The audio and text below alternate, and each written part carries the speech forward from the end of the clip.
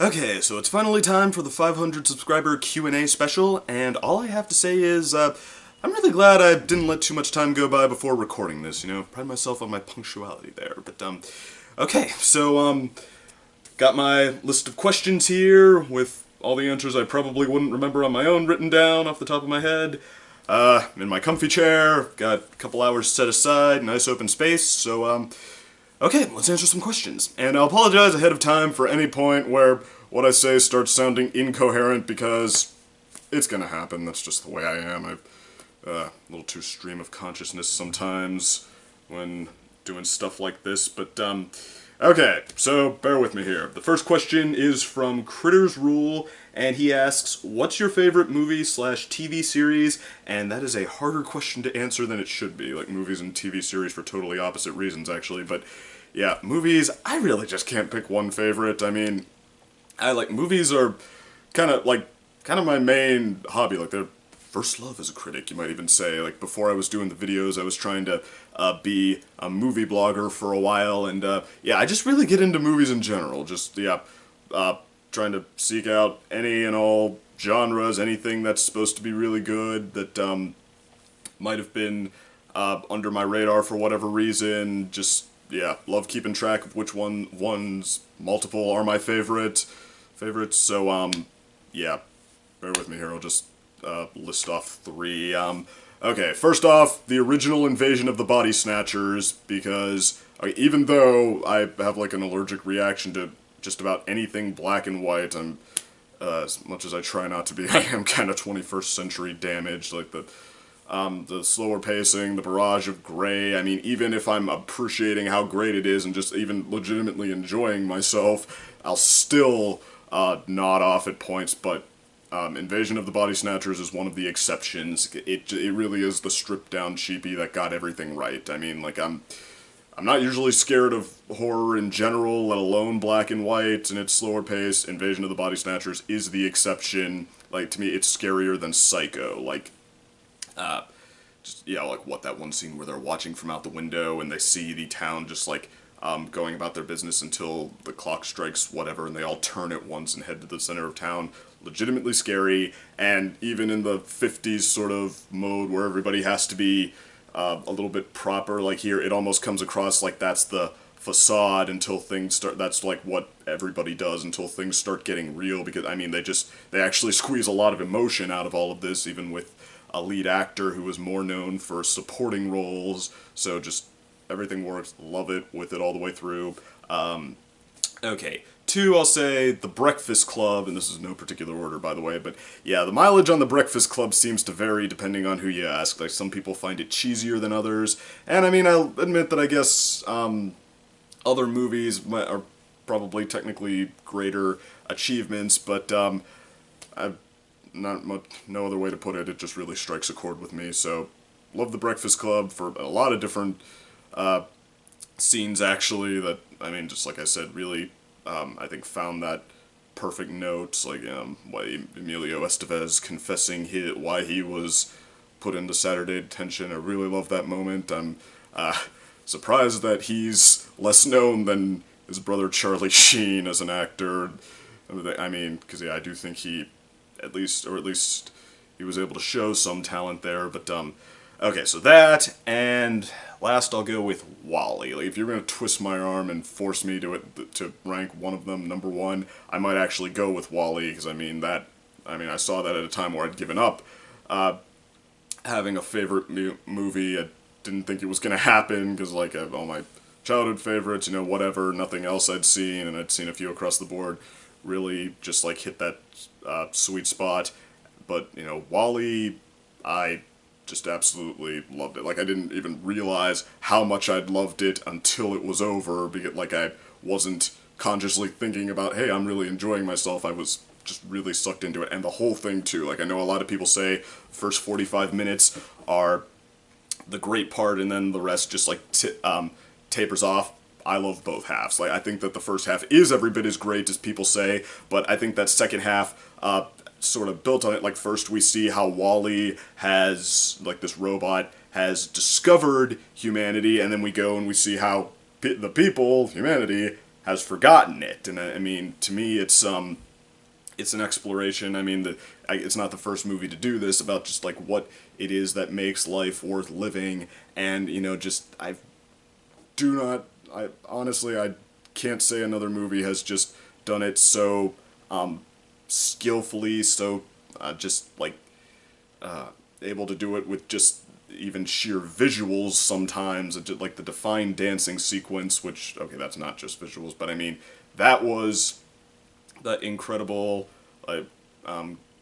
just real, I mean, all these sequences that just really, like I said, just hit that sweet spot with what the point is. And I mean, it's not even a message that, I mean, I guess pertains to me particularly, but I mean, you know, it just delivered so well that, I mean, I fell in love with it. It's, I mean, I could go on a while about that, but like, what, the two people who, John and Mary, I think their names are, who meet Wally and then start breaking their routine and like rediscovering their humanity they never knew they had. So discovering, I guess, not rediscovering, but just on and granted, the first half is every bit, like I said, every bit as great as people say. Just like how it's like able to do so much, mostly through visuals and yeah, Wally, like what he's become over the years, and then discovering Eve and yeah, which Eve, like, do you think they meant something by that? But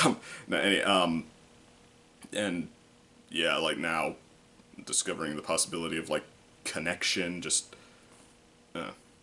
love Wally. So, and then TV shows, on the other hand, I not particularly into. I mean, I watched all the TV shows in the world growing up, like every kid does, but I mean, you know, well, mainly cartoons that I probably couldn't remember to save my life, but I mean, and some that stuck with me, like I watched Dragon Ball Z religiously, for example, but in hindsight, I mean, even Dragon Ball was probably a better show, so yeah, just like nothing that I thought was like, it's just, or not many that were just like this really special thing to me. And then when I got older, I just didn't have as much time for them. I mean, I was actually, yeah, late teenage years, I was already into a couple different things, fandoms, whatever, and didn't really feel like getting into many more, so, and then, yeah, lately I just haven't had as much time for them. But I do have just one answer for this one, and it's Avatar: The Last Airbender, and I know lately that's become like the most typical answer you could give, but I mean, what can I say? It really, I mean, it really knocked it out of the park for me, and I mean, I was right there with everyone, even just like so excited to see the Nostalgia Critic review it, for example, get a taste of it. Loved when he, just, yeah, reaffirmed what everyone loved about it. So, I mean, I wasn't even like watching it right away either. Like, I mean, like I said, I wasn't looking to get into any new shows in particular, and so, I mean, I would notice that it was on Nickelodeon sometimes. It was already into its run by that point, so I didn't even try. But then, I mean, my cousins really got into it. They started buying DVDs and putting them on every time we'd come over, and it didn't take long before I decided that, yeah, I wanted to start watching it. I started, even though I was busy nonstop in high school, started setting aside a little time every night to just watch one or two episodes, and I was really enjoying myself all through that. And now some of you are probably wondering why I didn't list that as one of the things you could ask questions about, and I guess it just didn't occur to me like it was something that people form a fandom around. Like, I mean, Avatar has a very clear beginning, middle, and end, whereas shows like, I don't know, Pokemon, for example, I mean, they seem like more the kind of thing that just never ends. Well, literally the show never ends, but even something like, I don't know, Yu-Gi, for example, the original show did have an end. It seems like the kind of thing you're just supposed to have this ongoing interest in, that you form a fandom around. So, okay, that's my lame excuse, but alright, so, but, I don't know, just Avatar, it's one of those shows that, I mean, I really, like, can't even say that, like, any particular episodes stand out as my favorite. That just, I mean, I could pick some if you were going to twist my arm, but I mean, they're just all so cohesive and at such a high level of quality. I love all of the characters there. I mean, it's not just an action show. Like, I mean, Dragon Ball Z, I was showing up for just the action. This I was not, but it's still phenomenal action, and I mean, it adds to the excitement and the adventure, and I mean, I could go on a while about Avatar. So, okay, that's my overlong answer there. Try not to do that too much, but okay, his next question: what's your favorite film/TV genre? Probably fantasy, loosely fantasy. Like, I mean, like I said, I try to get into all genres, but you know, some more than others. In fantasy, or let its cousins, science fantasy, straight up sci-fi, action fantasy, superhero stuff, just that kind of thing. I mean, I'm just not really a great explanation I could give here. Just, I mean, I do love getting into the imagination that can go into a world with essentially no steadfast rules. I mean, yeah, just, I don't know. I mean, maybe if there were another genre just happened to have, like, all the greatest movies I'd ever seen, maybe I'd say that one, but I mean, as is, I just found more stories that really, I really go for in, yeah, fantasy, sci-fi, that kind of thing. So, okay. That's my favorite. Do you have any guilty pleasures? You mean besides My Little Pony? No, actually, I do have a list here of things that are not actually that good, technically, but I got into anyway, and love following the Goosebumps book series, for one. I mean, I tried to, well, actually, when they first started coming out, I was a little young, like 3 years old. I mean, could barely read at all, so, yeah, didn't want to read scary stories. But towards the tail end of the series, I decided, you know, because they were everywhere, it was this big marketed trend, and then, yeah, 1999 or so, I mean, I was at that age where, ooh, I want to see if I can take something scary, so decided I wanted to read through all of them. Even at the time, I could tell that, I mean, none of them were the greatest books. Some of them were legitimately bad. Like, you get to the middle of the series, and he, like, hit burnout for a time. I think he was cranking them out as fast as once per month. But, I mean, even so, just loved getting into all of these, yeah, whacked out ideas for horror that R.L. Stine had. Loved keeping track of which ones were my favorite. Just the cover art could probably just makes them worth having on their own. The guy's name was Tim Jacobus. He did a phenomenal job on virtually all of the covers, so, alright, I'm wondering if that's why they caught on as well as they did, actually. But, okay, and then seeing the new movie that just came out, too, with Jack Black, how, even though it's almost fourth wall breaking, it's about all of R.L. Stine's monsters breaking loose. Yeah, even so, they actually managed to capture a lot of the spirit of a Goosebumps books, like the jump scares that turn out to be nothing, the kid who moves to a new place or is caught in some kind of obnoxious scenario, a bully, a bad little sister, whatever. They got that down really well. It actually, in tone, I mean, even though they bring up what it's supposed to be modern-day culture and they bring up twerking and all the modern-day trends, it actually, in tone, felt a little more like something from when the series was coming out. I mean, so, love that. I mean, it's just fun to be able to say I read almost all of them, so, okay, that, let's see, Yu-Gi-Oh, the cheesiest show ever, that's a way to get you into a card game.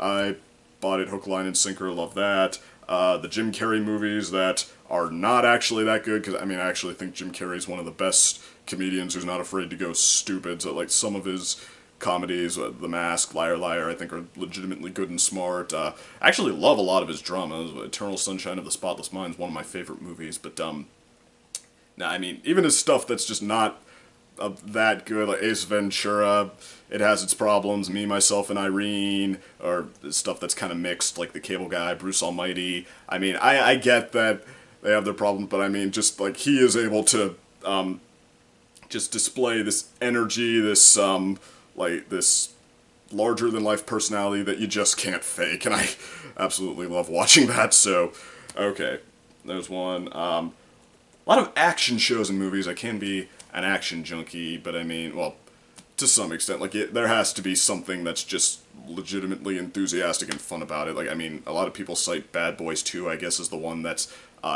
objectively terrible, but still just so over the top. It's awesome. I was bored as hell with that movie. Like, my friend actually tried to get us all to watch it. Like, no, see how over the top it is. It is incredible, and I'm gonna show you all. I'm watching it like, wow, Michael Bay really can make an explosion boring. It's true. Like, but okay, but I mean stuff like the Fast and Furious movies, the latest few of those. I mean, I absolutely loved those. They're just like live action cartoons with how over the top the action is there. Loved the heck out of those. I actually got into that show Deadliest Warrior for a while, even though I agree with every last piece of criticism it got. It was the most pseudoscience show. Like one of my favorite moments of that for how bad it was. What is stronger, jade or steel? We're gonna prove these Maori warrior guys, these guys who look like they're from some kind of generic movie about deserted island that nobody's ever heard of. We're going to prove that their jade clubs are stronger than steel by seeing what smashes more bricks, a jade club or a steel knife. Oh, look at that, the jade clubs smash more. Jade is stronger than steel. And in fact, my wooden mallet smashes more bricks than my steel soup spoon, so I guess wood is also stronger than steel, right? So, like, it's so dumb, but I mean, like I said, I can be an action junkie, and yeah, the action junkie in me absolutely loved just even watching them go through these weapons one by one, and how much destruction can they cause, and then this unnecessarily choreographed fight scene at the end between the two. I mean, I just had a great time with that in spite of everything. So okay, those are some guilty pleasures, and now moving on. Melanoma asks, among the characters that have been newly introduced since Season 4, do you have a favorite and why? And, okay, I guess most people's answer would be Cheese Sandwich here, and I loved him as much as anyone, but I don't know if, like, a new character introduced, I don't know if I can count him because, yeah, I don't feel like Cheese Sandwich and Weird Al Yankovic are part of the show now. I feel like they're synonymous with, I feel like Cheese Sandwich is synonymous with one episode, and that's, I mean, maybe Weird Al will reprise his role one day, but I mean, it's, unless he goes John Delancey and becomes a recurring cast member, which, let's face it, is never going to happen as awesome as it would be, yeah, it's hard to consider him a legitimate part of the cast. So, that said, I'm going to go with Maud Pie. Like, I mean, she, to me, is the only character who is strong enough to carry the show just like the main six. I think that she's very unique, she's very memorable, she's hilarious, actually. Like, from her first episode, I thought the deadpan, understated humor, I thought it was hilarious. Like, this next poem is about rocks.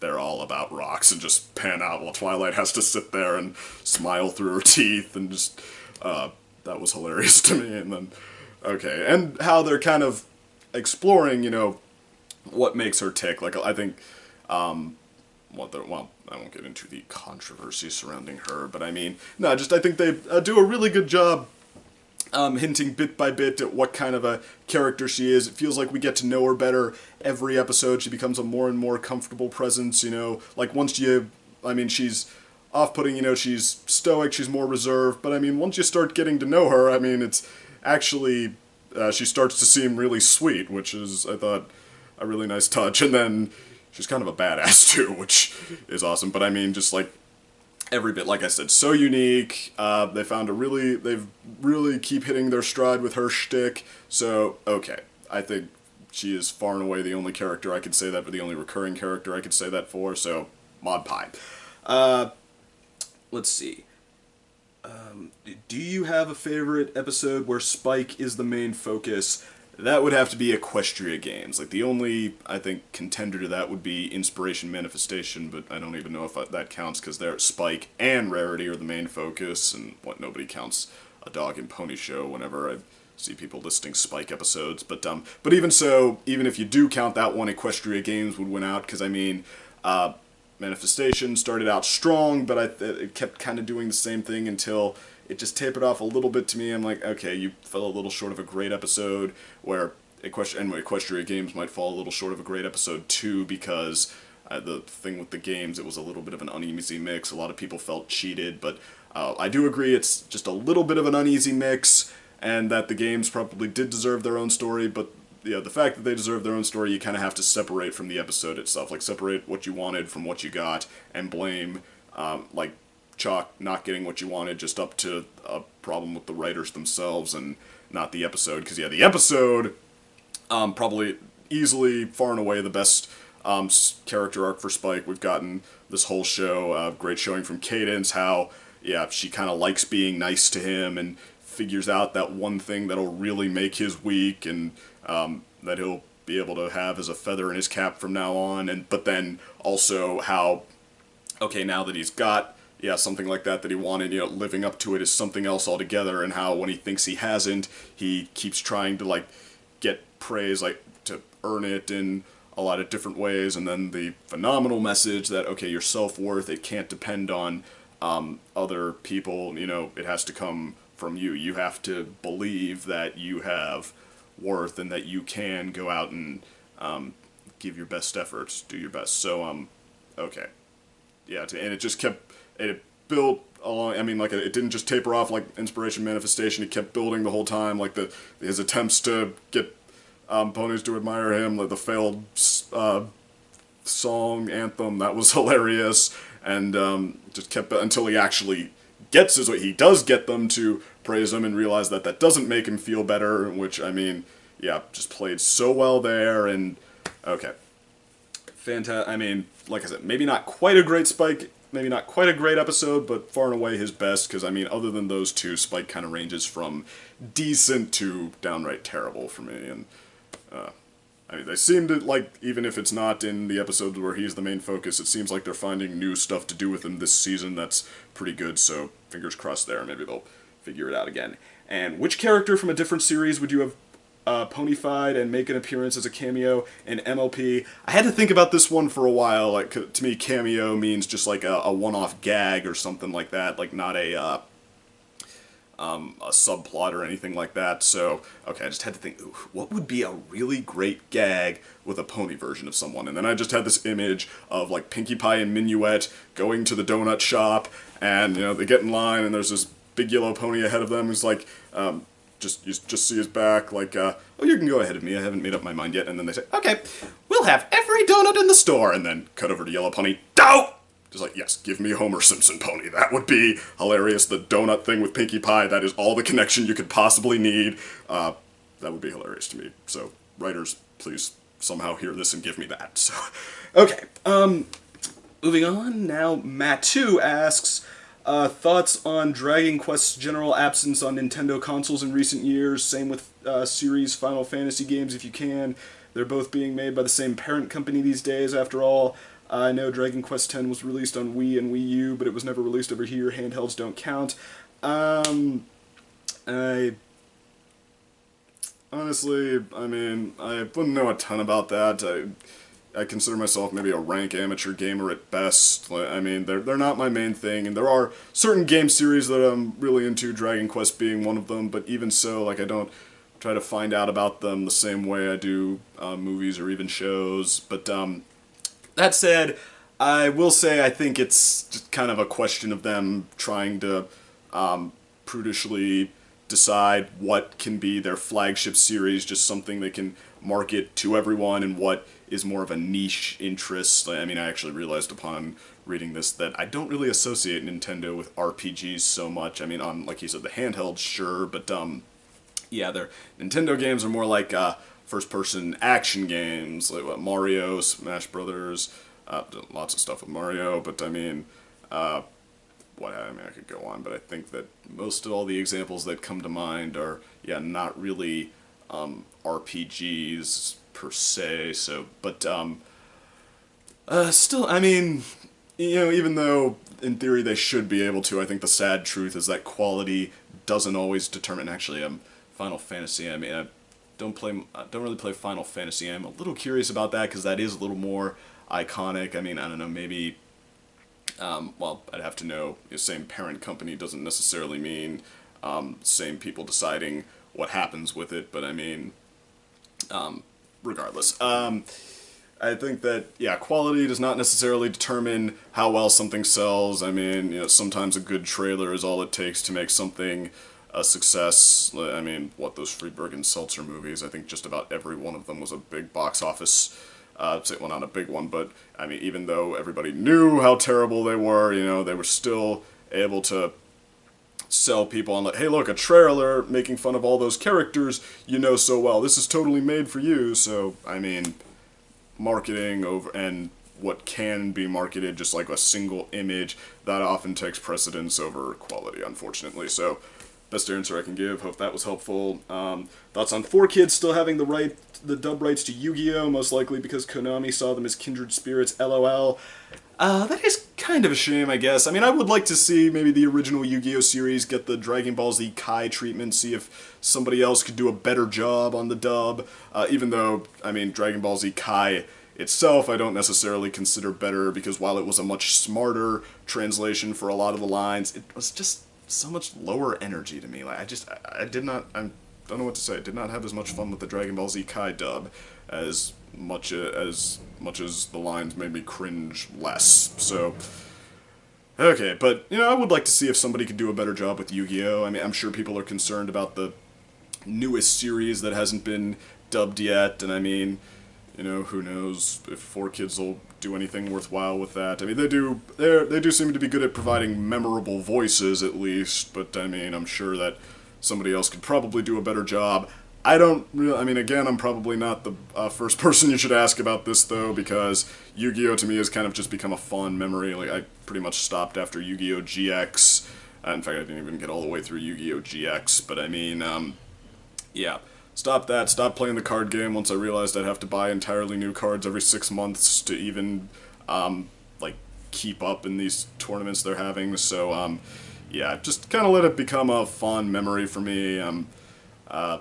You know, I'll still rewatch episodes if that's what people are doing, but, people I'm hanging out with, that is, but I mean, yeah, so, okay, sorry, but, and do you think Zygarde's forms are meant to be based on Loki and or his children, in spite of the fact that it's a guardian whose role is to prevent a catastrophe, not cause one, and the fact that Xerneas and, Yveltal, Silent Y, I don't know, are closer to their inspirations?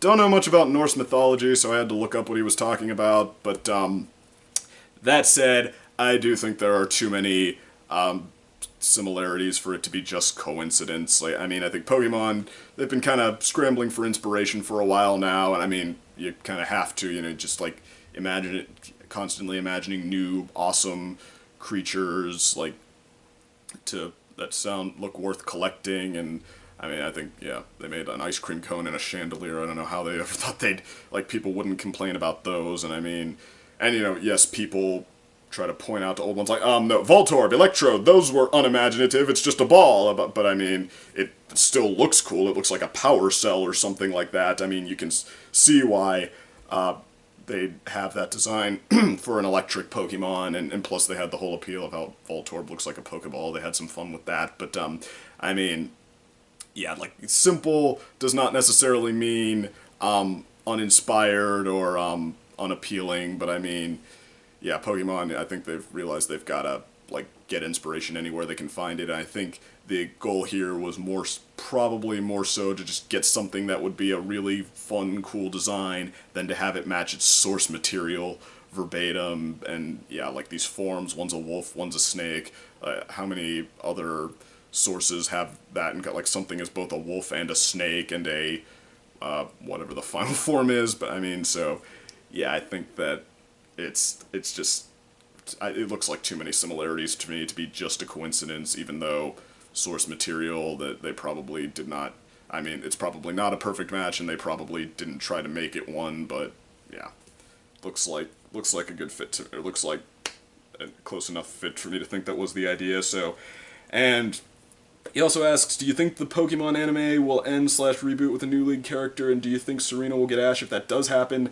Doesn't it already kind of reboot every season, just, like, reset Ash and Pikachu to square one, and, like, say they have a history that's, like, years worth of stuff all condensed into what was presumably just a few months, yeah, recondensed it every time, and set them off with a new team and new characters? I mean, yeah, so, okay. Short answer, no, I don't think it will. I think that, they found their admittedly brilliant marketing strategy at the cost of what story that was as worth following over time as it could be. You know, they don't just cancel it and start with a new main character, because then it would look like, okay, the main thing has already happened and it's already over, and now they're just trying to recreate lightning in a bottle. That would probably turn a few people off, and they don't just keep like advancing stuff and make you feel like you've already missed way too much to get into it. So no, instead they say floating timeline, even though this was a series where things were supposed to be advanced and that was supposed to stick. But I mean, no, floating timeline, and resets every single season. So okay, you can jump in anytime, you'll be just as well off, and but you know, it's still the main show. You haven't missed anything. You know, this is the perfect time for you to jump in. Like, for it to reboot, I think it would have to, like, a lot of stuff would have to go phenomenally wrong all at once. Just like some kind of, I don't know, new direction that just turned everyone off at once, caused them to abandon it like the plague, avoid it like the plague, and so just, yeah, crash, but then for there to still be money-making potential, so hey, let's try again with a clean slate. It would probably take something like that for Pokemon to decide to go that route. And that said, if it did happen after this season somehow, I do think Serena would probably get Ash because, okay, she's the most recent one, and she has a backstory with him. Like, I mean, you know, being the most recent one, like, they kind of try to make all the other companions virtually irrelevant every season. I mean, I stopped watching it consistently after Hoenn, when just the second, I mean, to me, even there, it seemed like they were already starting to take that route, and it, just from what I've seen, seems to even more and more over time. But yeah, Serena, she has more of a personal connection to Ash than anyone has, short of Misty, I guess, and she's the recent one. I think it's, how could it not be her if it were to reboot now? So, okay. Sorry, not better conversation there, just, yeah. Not as into the stuff as I once was, but, okay. Calliope Pony asks, if you could demand the writers/producers of MLP to make one episode about whatever you wanted, what would it be? So, fanfiction, basically. Yeah, that's the thing. I mean, I promised myself that I would never resort to writing fanfiction. No offense, well, nothing against even anyone that does. Just, like, I don't know. To me, like, I'm not ready to say that I'm, like, ever that into something to where I'd take time out of my day to, try, like, if I'm gonna do that, it better be for something that just, like, I'm into, like, I've never been into, like, something that's really worth dedicating all my time to, but, okay, and I mean, that, granted, you know, My Little Pony is that for a lot of people, and including many who have written phenomenal, content. I mean, like, Fallout Equestria has this, which I didn't read, has this phenomenal reputation, so, okay, again, just, like, absolutely nothing against anyone who does it. It's not me, but that said, or at least, yeah, taking the time to write out whole stories, but that said, you know, I think everybody kind of thinks of what they would like to see happen at some point, and I am no exception, and I have had ideas off and on, so, okay, try to make up some fan fiction right now. Well, actually, disclaimer, most of my ideas are about how I would have liked to see episodes that already happened done. Like, I mean, I had this whole idea for how they should have done the what is it, the cutie the cutie remark, well, the season 5 finale, where yeah, I think that, yeah, part 2 should have been that Starlight did destroy the scroll, and then she and Twilight get stuck into an apocalyptic future together, and that's how Starlight's redeemed. Or maybe even that she's not redeemed, and she's just, like, an anti-hero who's forced to go with Twilight because she doesn't want the world to be this way either. But either way, I think that's how they should have resolved the relationship between Twilight and Starlight, and if they did do that, I think it should have been Nightmare Moon's future that they got stuck in, because Nightmare Moon, barring maybe Discord, is sort of the villain with the most personal connection to Twilight, so yeah, I would have loved seeing Twilight try to, like, be on the run from Nightmare Moon, try to lead this rebellion thing, and then, or maybe confront her, or heck, maybe just, like, be in the castle like she was, and try to not present herself as a threat or anything, and but then eventually maybe have to, like, confront Nightmare Moon with the knowledge about her that, yeah, she knows that she's Luna, and that she's not, I mean, this is her drowning herself in being Nightmare Moon to cover this hurt, and yet, like, seeing Luna's therapy from a whole new light, having to take the hard route and, like, really hit her over the head with everything she's done, just, like, stuff like that. So, okay. Could have had a ton of fun with that, but okay. Yeah. Rewriting episodes is not what you asked, so... Okay, I think the idea I got the farthest with was, spent the most time thinking up on my own, was this idea I had from rewatching A Canterlot Wedding, that song, This Day Is Going to Be Perfect, where they sort of, seems like they were juxtaposing Chrysalis and Cadence, and that got me thinking, like, okay, well, what do those two have in common? I mean, is it just because one is good, one is bad? But when I started thinking about it, it was like, well, no, actually, they kind of do, have some, like, mirror image qualities. Like, Cadence creates, gives love, makes everybody's day better. Queen Chrysalis takes advantage of it, eats it, takes it away. So, I mean, there is kind of a mirror image thing there. So, alright, so my idea was an episode to focus on Cadence, and like I said, I actually think the fandom underrates her characterization, because, I mean, I think nice people tend to get grouped together a lot, like people whose primary quality are that they're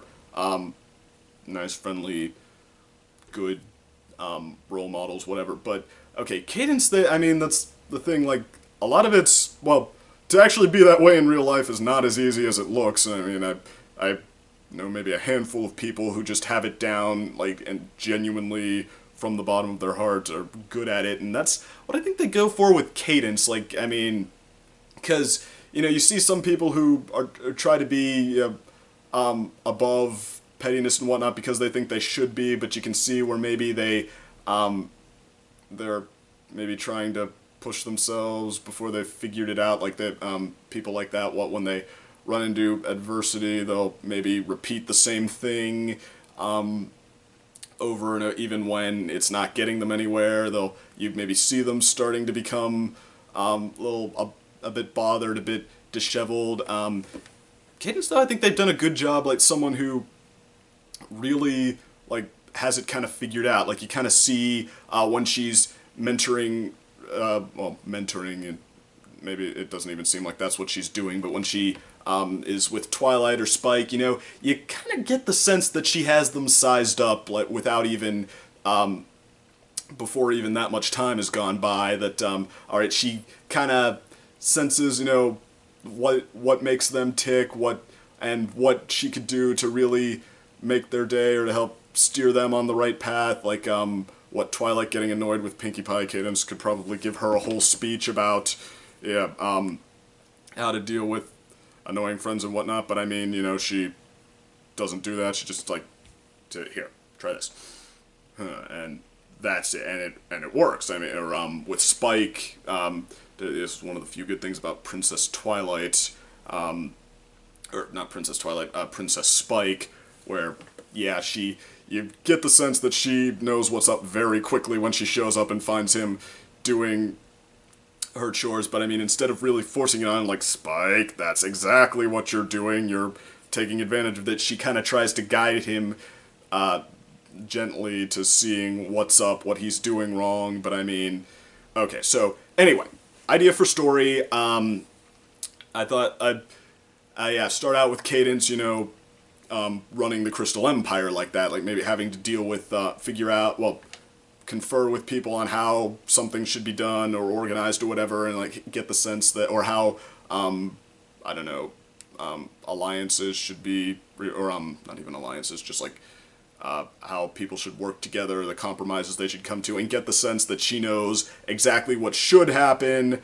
maybe even thinking to herself that, like, what would make them happy ahead of time, but knowing that she kind of has to walk them to that point to get them to feel like it was partly their idea so that they can agree with it, as opposed to just saying that and then making them want to maybe fight her on it just to make sure that they had some kind of a say and just stuff like that, but then have, like, come to realize that she's being perceived kind of the way the backlash in the fandom perceives her sometimes, or at least in some corners. I mean, the other thing about people hating on you, it always seems bigger than it is. But, just have her maybe hear out of the corner over here that, how ponies kind of see her as the pink Barbie princess, or how they maybe want someone else's word on something that Cadence was right about just to make sure. And, well, or actually, in fact, this would, I think, be a great moment. Like, I came across this one comic somebody did on DeviantArt or something, like, all the powerhouses in Equestria conferring on how to handle some problem, and they're going around the room, and Luna says, use lasers, and Discord says, use chaos, and Cadence says, throw me! And then Celestia throws her out the window, like, have her come across that exact comic as, like, a political cartoon somebody drew, and then just, like, starting to wonder, you know, why, yeah, somebody who's doing a good job, why nobody appreciates her fully, why, what, Twilight being voted most popular princess, and then, I mean, and still, like, being bigger than that because, okay, again, that's the kind of character she is, but then maybe at just the wrong time, like, coming across something that just really cuts her deep, that really isn't fair, but she's the only one who really knows how unfair it is, and then, at the lowest point to start, and this is where the Chrysalis thing comes in, hearing Chrysalis's voice, or even, like, just almost talking to herself in Chrysalis's voice, like you're not sure if it's actually Chrysalis or if Cadence is just, yeah, talking with her dark side, like that. I mean, like, I've had to play the Cadence role a couple of times for people, and I mean, I don't know if I'm good at it or not, but I mean, you know, a lot of the time, when just like somebody who is really in your face about something, you know, even though you know that you can't just try to fight them on it because, I mean, it's going to be easier if you can make them feel like they got a good deal too, and, like, everybody agrees, but, like, there's still that in the back of your mind, like, ooh, you little, if you only knew how much you don't know, I would love to really hit you over the head with it. There's, like, sometimes you have that sense too, and have Cadence now start to have that, see, in the voice of Queen Chrysalis, as though, yeah, Chrysalis is talking to her, and then, okay, and sort of, I guess you could say, like, the Spider-Man symbiote plot, like, have her just start to get more and more tempted by that every day, and more, like, eating at her more and more, until finally, at, like, just the wrong time, somebody, over just, like, a total accident that shouldn't have been that big a deal, just, like, somebody really gets in her face, like Luna or someone just having a bad day and deciding that she really wants to put Cadence in her place, and then, yeah, finally having her, and then, yeah, she's just, like, at the end of her rope, and the Queen Chrysalis's voice saying, yeah, don't let her make you feel that way, you're stronger than she is, beat her down, just, like, finally, have her just, like, let it all go at once, just, like, everything she's been holding back, like, just, yeah, throwing it back at her, being, like, first, no, how dare you, to me, like that, and just being, like, yeah, vindictive and condescending and just totally cruel, like, insulting her for everything you can, how she used to be Nightmare Moon and stuff, and just, and, yeah, shoving it in her face, how, yeah, what Luna was coming at her for in the first place was wrong, and Cadence was right, and just, like, totally scare the hell out of her, like, just, yeah, totally letting it all go at once, but then, and having it work that time, but then now, yeah, leaving a lot of people with their mouths hanging open with a very different impression of her, and then now starting to think that, okay, maybe that is how I should be handling everyone, and starting to, like I said, the Spider-Man symbiote plot starting to turn crueler and more Chrysalis-like, and then, yeah, starting to hear that voice more often, and but then now everybody treats her a little, starts to treat her differently and see her differently, and she's not sure if she likes that, and then so, okay, the big self-discovery plot and all that. So, okay, yeah, spent however long that was writing fanfiction after all, so hope that was, well done and satisfying enough. Don't worry, I won't try it again. But, okay, and Calliope's next question, which Hogwarts house do you think you would be in? Surprisingly, probably not Ravenclaw. Well, maybe not Ravenclaw, actually, because, like, I know that the second opinion character, I'm always just all about, like, I know the best. I am clearly the smartest one in the room here, but I'm, okay, there's, I mean, a reason that's just the character. There is sort of, like, I mean, there's a lot of, I guess, me in that, and which is kind of what it had to become over time, so, to, yeah, have it become more natural, so, granted, I'm sure, I mean, still figuring that out. I'm sure I have a long way to go on these videos, but, no, anyway, I mean, the thing about, yeah, well, so, I think Ravenclaw's thing is, like, you love learning for its own sake, and you love being the smartest, and, okay, my thing is, I mean, I can be like that over, some subjects, but I kind of have to be interested going into it. Like, I remember trying to, read some of the books I was assigned, like, I put off this book called Bel Canto until the last minute, that just this, fiction story about, people held hostage by terrorists, and then a combination of just genuine human connection and Stockholm Syndrome starts to take hold, and I mean, I finally started forcing myself through that, and I got through it in a weekend, even, yeah, 300-400 pages, got through it in a weekend, was still able to have it done on time, and be just fine there. But then other stuff, like these non-fiction stories about just people I don't particularly care about, I mean, not even poorly written ones, just, yeah, I literally could not get through some of those. Like, I'd try to force myself through it, and then realize that I was just reading the words and while daydreaming, not actually taking in what they mean, and then, yeah, try to just really force myself through it, and then get to one sentence, like, ooh, that kind of makes me think of, and then realize I'd been daydreaming for 20 minutes, next thing I know, and still on the same page, and then start yelling at myself, alright, focus, focus, focus, and then realize that I was just focusing on the word focus and still not taking any of it in, so, okay, just like, I'm almost like exponentially better at taking stuff in when I'm interested, and that doesn't quite sound like Ravenclaw, you know, love learning for its own sake, so might have to throw that out. Hopefully not Slytherin, because they're kind of the Sith Lords. I mean, I can be a Sith Lord, granted, but I mean, just like, I think the Slytherins, they kind of seem like the, well, with exceptions, kind of seems like they're the jerky sort of folks, like, unite through being better than someone else, or being above others, and I mean, I won't say I've never had friends that are kind of like that, just, you know, like, kind of rough around the edges or whatever, but I mean, just that, like, to the extreme, you see it a lot in Slytherin, it's kind of a turnoff for me, so don't think I'd do that.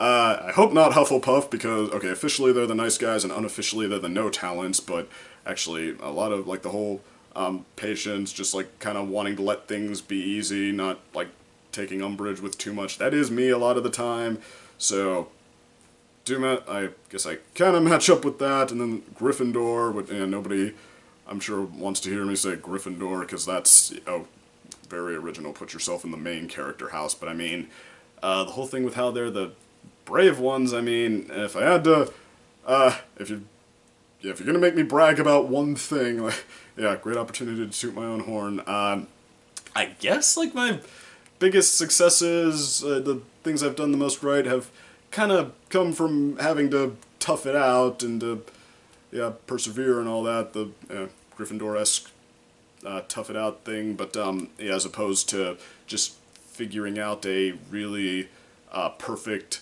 solution, or just like finding the back door or manipulating people. Yeah, more so, I think, I mean, not that I've never had any moments like that either, but I think my biggest successes have been just kind of through toughing it out, having to force myself to be brave about stuff, so, okay, I don't know. Hopefully I'd have enough of that to not be in Hufflepuff, to, you know, be in Gryffindor instead, but I guess, there you go, probably either Gryffindor or Hufflepuff, so, okay. Reversal Mushroom asks, what are your favorite fanfics? Like I said, I haven't gotten too into fanfics yet, and actually, I mean, I'm in some, like, voice acting groups and stuff that are into so it might be just like the episodes themselves. I might start getting into those in spite of myself, but okay, as is, never really sought out any because I thought they'd be good, so I probably haven't had, or unless videos count. If videos count, then either Lullaby for a Princess or Snowdrop, I think, because I had a pretty good time with those, and I could probably, if I really tried, think of some funny ones, that, like, some more lighthearted ones that would also be good answers, but, oh,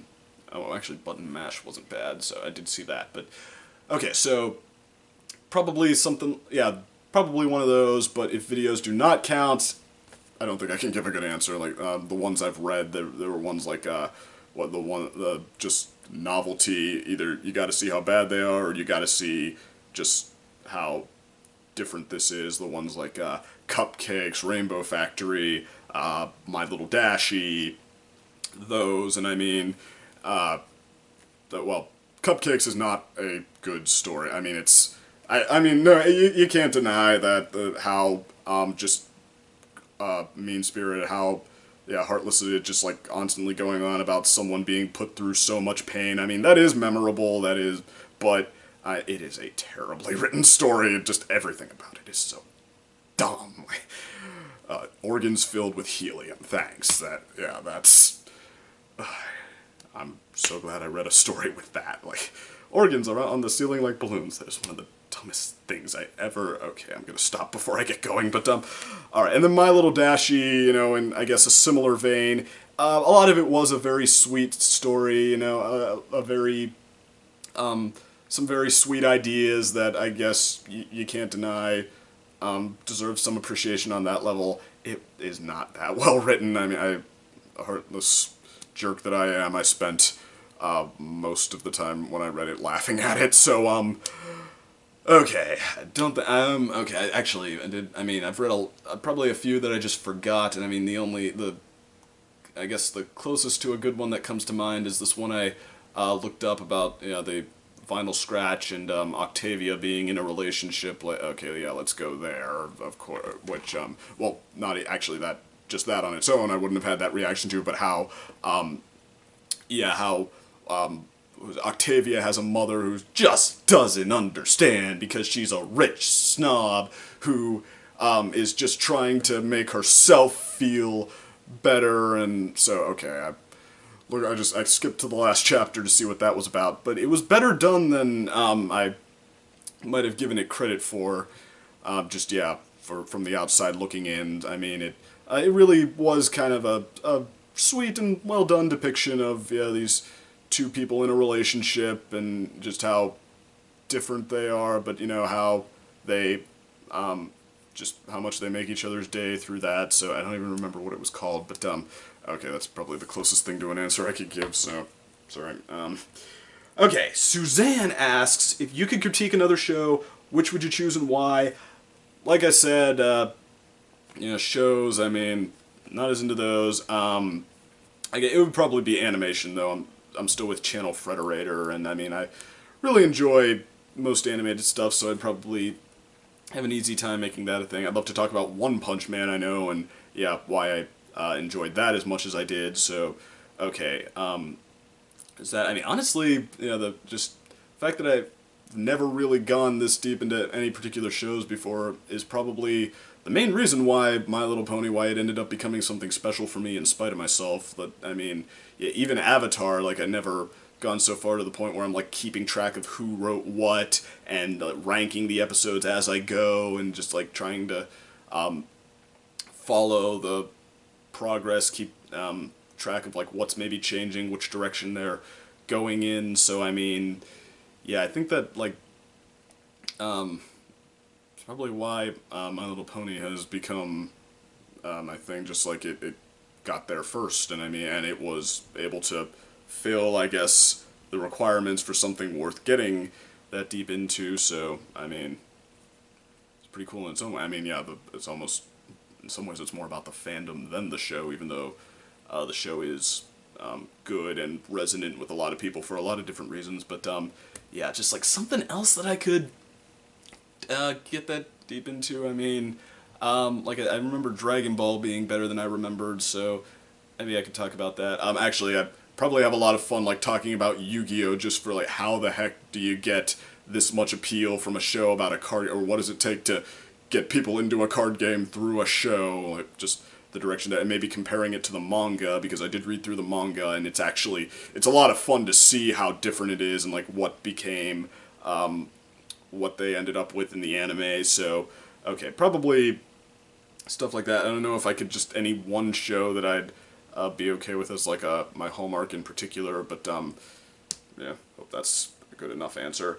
What's your favorite song from MLP? Becoming Popular, actually. I mean, even though, you know, other songs are maybe more upbeat, you know, I mean, like I said, I've said before that, okay, Rarity, just not my favorite character because I'm just not as into what they talk about when they're with her, but, you know, and Sweet and Elite was actually the first episode I ever saw from the show, and it, and partly for those reasons, it almost convinced me not to look into Friendship is Magic further, but The becoming popular sequence was where I kind of saw what they were made of, like, just the one thing that, you know, even if it didn't convince me on its own, that it was kind of the first sign for me. I just absolutely, just, everything about that, well, I mean, it's kind of the one that, the moment where I really did get behind Rarity's perspective and really start to feel for her, just like how, just really showing us what this means to her with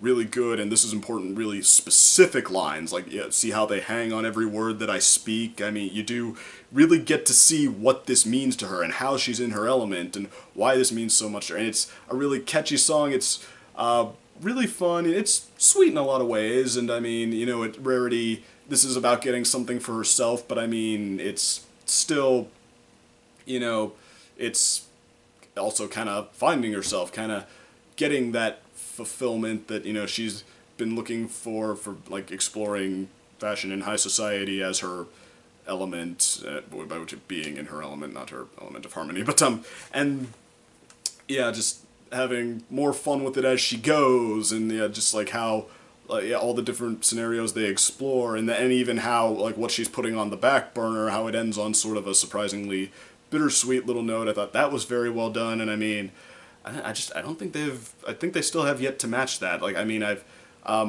lot of songs really match the mood of the moment really well and really get me into them, but just like, I almost felt like a whole character arc, or at least a whole portion of a character arc through song, and done just very, very well. So, okay, becoming popular, aka the pony every pony should know. That's the one time they got me into fashion, I guess. That's how I'll put that, but alright, so, and that takes something special, but, okay, and favorite movie thus far, yeah, probably answered that in more detail than anybody wanted already, but, okay, to the interest of fairness, I've already said I can come up with another one, no problem, and I'll say, The Dark Knight. I mean, you want to know how good The Dark Knight is? Look at the backlash. Like, I mean, we all know that hype and praise, it attracts backlash like flies, but, okay, The Dark Knight, I mean, it's so much that it's still, like, almost toxic to praise it. It's considered way too typical to say that The Dark Knight is good to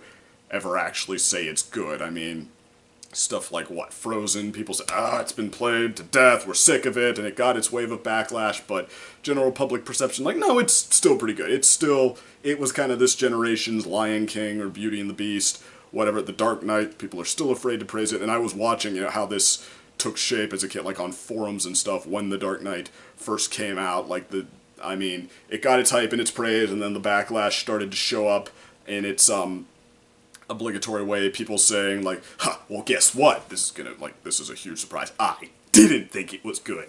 I thought it was bad. But instead of, like, taking foot, like, you know, the usual contrarians gathering around it saying, like, yeah, I thought it was bad too, and then arguments with the people who still didn't, you know, the Dark Knight, just like how different it was, how completely entrancing it was, and just like how it succeeded at a level that just, like, you know, put everyone behind this story on sort of an intense way that had never happened before and hasn't really happened since, and just like a level of intelligent storytelling that, again, not really before or since. When it first started to show up, people just brushed it to the side, like the idea that, I mean, somebody could be desperate enough to even try that. It was laughed away. It was shoved below the radar. It was not even given the time of day. People didn't feel the need to. Like, everybody was just, like, that content with the fact that they'd found something that great. So it was shoved under for so long that now it's just broken loose with a vengeance. Now we're getting whole blogs like, it was not that good! You're undermining the greatness of the other versions of Batman, like Tim Burton's, which was never considered a great movie in the first place. I'm at it. Like, I grew up when that series was still coming out, back when the Superman movies were the only contenders to greatest superhero movie of all time. Even then, nobody called the Batman movies that. Like, sorry, but they didn't. They were considered fun, solid blockbusters, and that was it. But, no, like, no, you are Batman just having to be realistic all the time. Can't he be fun? Can't he be, Heath Ledger's Joker? That's not the classic Joker. That's not the one that I love, which means that it's defaultly inferior, or that I, can't say it's the best, or, I mean, just whatever. So, okay. I have no problem saying that The Dark Knight is still one of my favorite movies. I await the day the rest of the world gets there again. But, in the meantime, okay, the next question is from Robin Plays, and she asks, since my life revolves around everything horror, what is your favorite movie in that genre? And if you're not a fan, why? And like I said, I can get into pretty much any genre, and of course I can rant forever about movies we've seen more times than we wanted to already. But alright, I know you're probably not going to be content with Invasion of the Body Snatchers, because that's kind of sci-fi and horror. Okay, so, favorite horror movie, The Shining. But only in its edited cut. The one that Stanley Kubrick released overseas after the longer American cut, because, I mean, a lot of people say that the American cut should be the one you watch, just like, oh, longer, more Kubrick equals better. I mean, that's the director's cut, isn't it? No, it's not. Kubrick realized that he, killed some of the momentum, like he hadn't gotten every bit of tension he could have out of his movie, and so he decided certain sequences should be cut, and he was right. Like, in the edited form, The Shining is the most intense horror movie I've ever seen, bar none. Like, I mean, a lot of people say it's about madness. You feel the madness building in the edited cut. It is, like, leagues, it is out of the league of the longer cut. Like, you don't even, it's so claustrophobic, you don't even see them watching television in this version. They cut out all the stuff from the outside world, and it doesn't feel like there are pauses, like maybe just the family living their life and something might be up, like in the edited one. Like, everything just keeps progressing, keeps building, and it just, like, you feel the tension growing, and just like the strangeness taking hold and growing more intense. I mean, and if I'd seen the longer cut first, I'd probably say, okay, The Shining is one of the better horror movies I've ever seen, but okay, I just said how hard it is for me to pick a favorite movie. The Shining, edited version, is my favorite horror movie, unless Invasion of the Body Snatchers counts, but no, it is, like, it blows all the other contenders, blows right past them. It does not blow all the other contenders, but, okay, so, I mean, yeah, so, okay, if you haven't seen it yet, do yourself a favor and see the edited version first, because, I mean, the other cut will ruin it. Like, I mean, I'm not convinced that it, even though I saw it second, it didn't partly ruin it. Like, just, yeah, the idea that other stuff is happening while, in between all of this, this tense scenario continuing to build in, like, some way, in ways that are under the surface at first, but, yeah, just make themselves more present as time goes on. I mean, yeah, well, I guess I wouldn't, I mean, I guess I wouldn't recommend against seeing the longer version after you see the edited one if you just want to see what the differences are. I mean, that can be fun, but, I mean, yeah, just, like, if the surprises are already ruined for you, I don't know how I got so lucky as to see the edited version first. That's the one the library happened to have, so, but okay, if I knew what was coming and I saw the edited version, I mean, I would never have had a chance to experience just, like, how it kept, revealing each step just so, in ways that just drive you nuts, that just, like, make you feel like, oh, okay, something is really up here. This is, like, I can't even do it justice, but yes, The Shining edited, favorite horror movie. So, okay, Unova Brony asks, who is your favorite character in Yu Yu Hakusho? What was your favorite arc? And have you tried Togashi's other work, Hunter times Hunt? Oh no, I looked this up. It's it's, you don't even pronounce the X. It's Hunter. But okay, so obviously I have not seen that. But otherwise though, okay, that's 3 questions in one. But try to be a good sport here. Favorite character in Yu Yu Hakusho? Yu Yu Hakusho is actually one of those shows like Avatar where I don't really have a favorite character. Like, one of them is a huge standout, or I mean, they're all pretty good actually, but I could, well, unlike Avatar though, I could pick one if you were going to force me to, and it would be Hiei. Like, even though he's basically Vegeta, Hiei is just so cool, and they found a way to kind of do it their own way. I mean, a rivalry with Yusuke, sure, where he starts to come around over time, but I mean, unlike Vegeta, where it's almost like just the need to be the best is almost like painfully dominating his character at some point, Hiei, they let it be that like he also has his own agenda. The thing with his sister taking shape.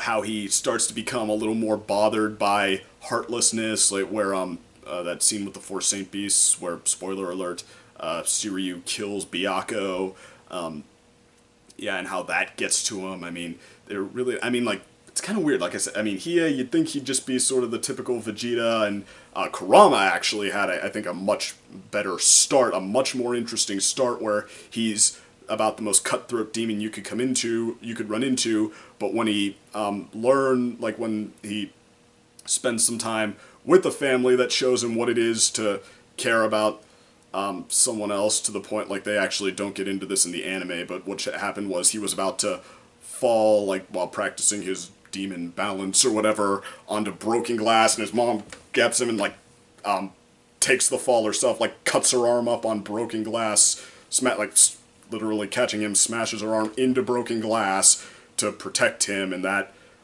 got to him, and where he decides that that is something worth protecting, and that he does like, and he does value it, but he's still every bit as cutthroat. Like, he does not have that same patience for his enemies, for the people that are going to wrong him, and the ones he cares about, but still, it doesn't lean too heavily towards that either. Like, he is a sweet guy, more or less, and that is how he wants to be around his friends. I mean, that was a much more interesting start, but then they didn't, like, put it in the spotlight the same way Hiei did. Like, through a lot of it, Kurama, he was just kind of there, and, and plus the design, there's no comparison. This little, like, Hiei, this little guy in all black clothes who has a black fire dragon he can summon, versus a guy in pink who has a rose whip. I mean, that's unique, granted, and it's memorable, but, you want to appeal to the 13-year-old action junkies like I was, that's the way not to do it. So, even without the design, though, they just kept coming up with new character ideas for him, even in the stories I didn't like as much, like, the final arc with the 3 kings, like, he ends up joining with the one who, I don't know why it's called the 3 kings arc, because the one he joins with is, spoiler alert again, I already gave it away, it's a woman, but, the one who has the least to do with this conflict, who's just the 3rd one, he joins with her, and they end up having this off-kilter relationship that ends up becoming, they end up becoming lovers, and just, like, how they did a few different things with her, like, at one point she kind of sounds like a hippie or something, but, then, she's also really scarred and stuff, and, like, I think the last thing they do together, like, this bizarre favorite where Hiei digs up the stuff that really bothers her to get her to and she, like, it pains her so much that she punches him through a wall, and does not go to see if he's okay. It's like, what? I mean, I don't know if that happened in the anime, I didn't watch that part, but, I read it in the manga, and then his solution, go get the guy who did it to her in the first place, and, present him to her as this, corrupted with one of Kurama's plants, like, there you go, get all the revenge you want, kill him when you're done, happy birthday, and then, like, that ends with them big shit-eating grins at each other, just, like, I don't know, stuff like that, just, like, it, so oddball, and just a lot of fun, even more than it probably should be, so, they found great stuff to do with him, and, so he ended up becoming my favorite character there, but, my favorite arc, not Shinobu or anything after that, because to me that's where it basically became Dragon Ball Z Light. I mean, the last guy who, and it was kind of, I guess you could argue the Dark Tournament arc was also kind of like that, but, they kind of found their own way to do it, like a tournament where, having to keep in mind, like, what the politics that are going on behind the scenes, and, like, just encountering all of these unique fighters that are each different challenges, like, they're not all necessarily above the last group, but, I mean, they're all different challenges that they have to go through before getting to Toguro, and then he was also a unique way to do it, just like this guy who looks like the Terminator going around saying, like, alright, now I'm only using 20% of my power, like, I might need 45% for this one, and he's still just, like, destroying everyone. It was actually kind of intimidating, and then after that, they just started trying to think of really dumb ways to one-up it, like, oh no, Toguro, he wasn't even in the A class. He's a B plus demon, and in fact the A class isn't even the best one. There's also an S class, a secret one, and the S class ranges from better than A class to insanely like okay, sure. Just like, I mean, that's what happens when you do escalation wrong, in my opinion. Just overselling it, and you get the just whatever effect. So, and plus, it seemed like it was just running out of ways to tell the story at that point. I mean, they do a tournament again for Three Kings, but with that, instead of the war conflict that was taking place, they just kind of have Yusuke say, like, you know what, screw this, let's just have a big old brawl tournament, the winner gets to do it, and then, of course, he somehow... he says it at the perfect time so that everyone's like, yeah, you know what, that we are now going to hold you, the rest of you, hostage and make you participate in that, like, sure, whatever. So, okay. And Shinobu arc, it had a lot of the same problems too. The 7 different personality things was kind of dumb, but, I mean, it had some unique bits to it, but okay, either Dark Tournament or, well, I guess all the adventures before that are considered Spirit Detective arc, and if you count that as one arc, then Dark Tournament, because Spirit Detective arc, some bits were better than others. I mean, Dark Tournament was, in a lot of ways, it was the peak of the series. The just so many, like I said, so many unique guys to take on, and then just like still sort of doing things their own way, to, like with how it's a tournament with politics behind the scene, and backstory between Yusuke's teacher Genkai and the main bad guy. Just, yeah, a lot of creativity that went into that, and a little bit of the Dragon Ball Z effect, but that can be a lot of fun in its own way, training up, learning new tricks. So, okay, that was good all the way across. Spirit Detective arc, it had like the 4 Saint Beasts, which was kind of filler, and I mean, they needed it to happen because Yusuke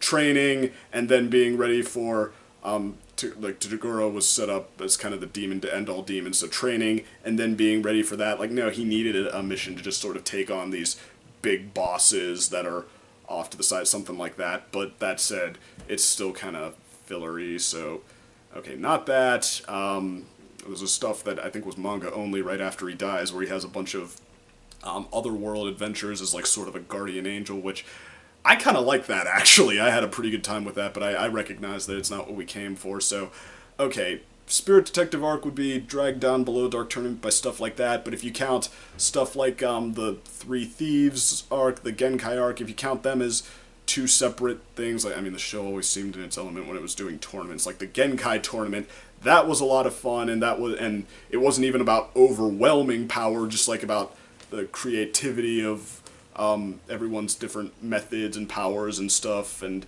just like even discovering them, so it had a lot of its own appeal. So that on its own could maybe rival the Dark Tournament arc, like pound for pound, minute for minute, because yeah, Dark Tournament was a lot longer. But okay, if all of those different little ones were just count as Spirit Detective arc, then Dark Tournament. So okay. What is your favorite Pokemon region, and what is your favorite Pokemon from Ash's team?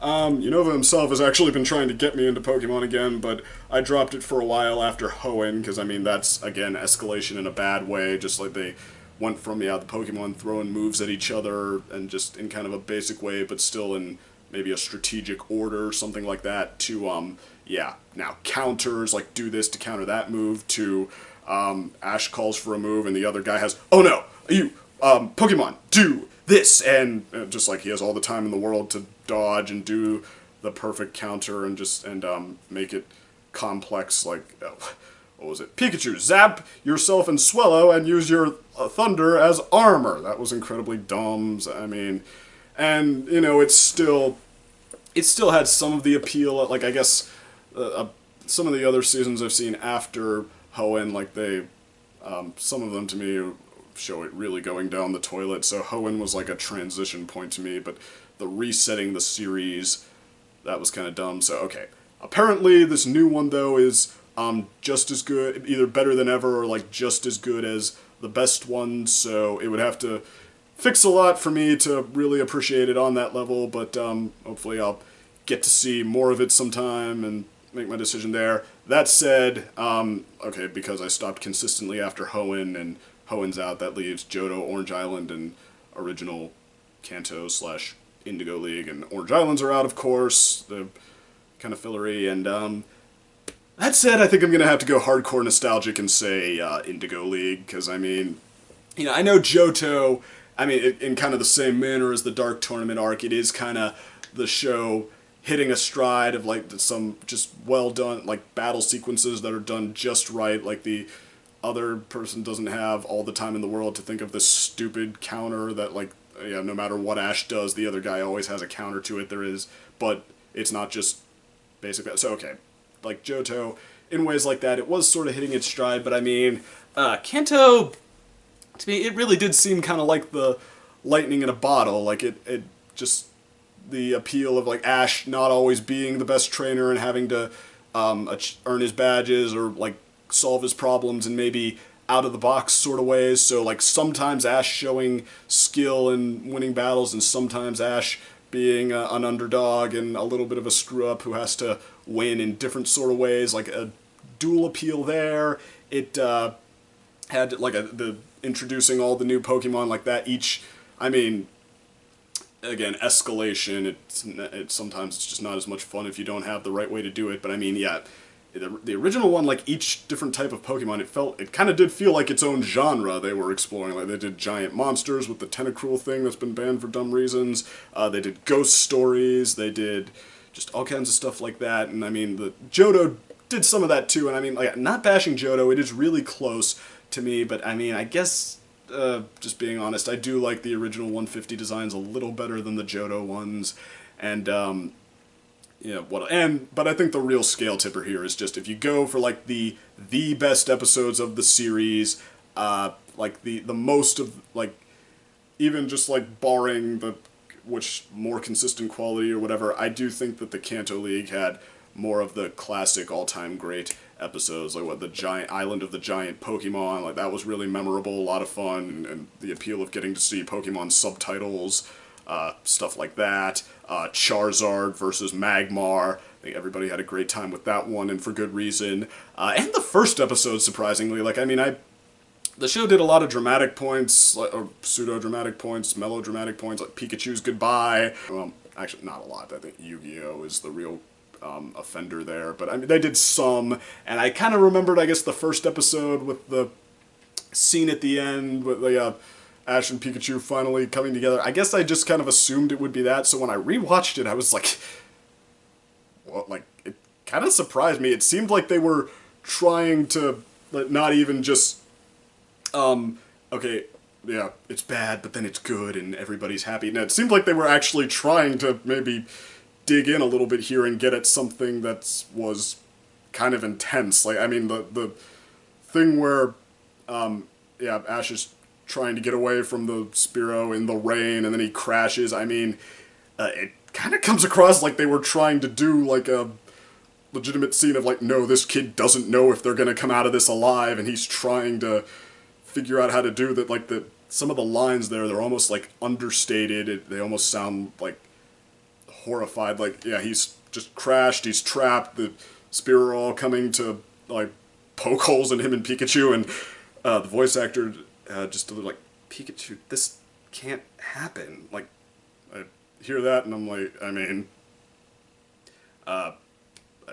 just did not expect a delivery like that, did not expect it to be a line like that, like this kid just trying to comprehend that, okay, they might not come out of this okay, and then, what can I do in the last few moments I have here? Like, you know what, okay, save yourself, I'm gonna see if I can distract them, and then from what he gives this whole speech about how he's gonna be the greatest, and it comes across in the context of everything, like, that just happened, this kid who's just been, like, humiliated and beaten and now kicked to the curb, is just basically standing there and saying, like, alright, you wanna beat me down life? I'm not going anywhere, come and get me! Like, So, it's still probably, well, especially for a kid's show like that, it's still probably over-dramatic. Well, but almost, I can't even, like, dismiss it on that front. It's just somehow they kind of made sure to go intense starting out, and it's probably deserves some kind of credit, like, for that. So, Yeah, like, not that, like, Pokemon is gonna, yeah, the first episode was like the next Studio Ghibli or something, but it went farther with that than you would have expected. So with the drama, I mean, like the legitimate drama. But okay, so that's okay. Hope I've justified picking Kanto enough now. So all right, and my favorite Pokemon of Ash by the is Charizard, because I think, like, not only is he one of the most awesome, I think he had the best arc. I mean, he's a Charmander who was underestimated and then actually ended up becoming, even before he evolved, pretty much Ash's best Pokemon, except maybe for Pikachu, and then went from deciding that, you know, anyone who took care of him was good enough to evolving and thinking now that he was too good, like, too little self-esteem to too much, and then, yeah, that like that complicated relationship where, like, basically it seemed like he didn't want Ash around, just like burning him, lots of laughs at Ash's expense there, but then still saving his life when Ash was in danger, and then finally the payoff in that episode with the super Poliwrath that was just like so patiently took its time through the whole episode to, like, Charizard from point A to point B, where, yeah, he sees, like, how much Ash really does give a darn about him and is willing to, like, try so hard to get this right, and remembering what Ash did for him as Charmander, and then finally coming around, and, okay, so, yeah, Charizard had far and away the best arc. I mean, I guess I know Pikachu's the main Pokemon, but, yeah, I mean, he both does and doesn't suffer from main character syndrome, I guess, there, but, anyway, oh, and last question, have you seen the whole YuGiOh Zexal series? Thoughts, main, facts, really, I didn't see it, so I can't, sorry, but, okay, moving on, Anime Gaio1 asks, how many Yu-Gi-Oh games have you played? Assuming you mean video games there, so yeah, I won't count, like, online, platforms to play other people, so okay. I've played 5, counting Dungeon Dice Monsters, which was surprisingly more fun than I thought it would be. Like, I almost wish I could play other people there, because, I mean, once you get the hang of it, the computer in the game, I didn't even buy that game either, like, my friend just pawned it, shoved it off on me, like, yeah, I don't want it, you try it, so, and it was a lot more, there was a lot more strategy to it than you would have thought, like, just, well, okay, I shouldn't go into detail there too much, but it's more fun than I thought, and I wish I could try out some of the strategies I came up with on someone that wouldn't lose to it every time, because the computer, in that that's the Game Boy Advance game, that is, in kind terms, it's unaggressive, in unkind terms, it was, at least at times, was downright stupid, so, yeah, not as hard as as I would have liked it to be, so, but, anyway, the other ones, okay, I have them written down here, the titles, Dark Duel Stories, which the different rule, I don't know how many different rules they can come up with for the Yu-Gi-Oh game, but, okay, this one, there are, like Pokemon, there are strengths and weaknesses, a water guy always beats a fire guy, but, yeah, that, and actually I think they use that for more of the Game Boy games than not, and no idea why, but that was okay, I had a good time with that, didn't feel like I needed to play it again when it happened, it's just a game about, yeah, beat it, you line up 5 guys, you beat all of them, then you get the next 5 guys, beat all of them.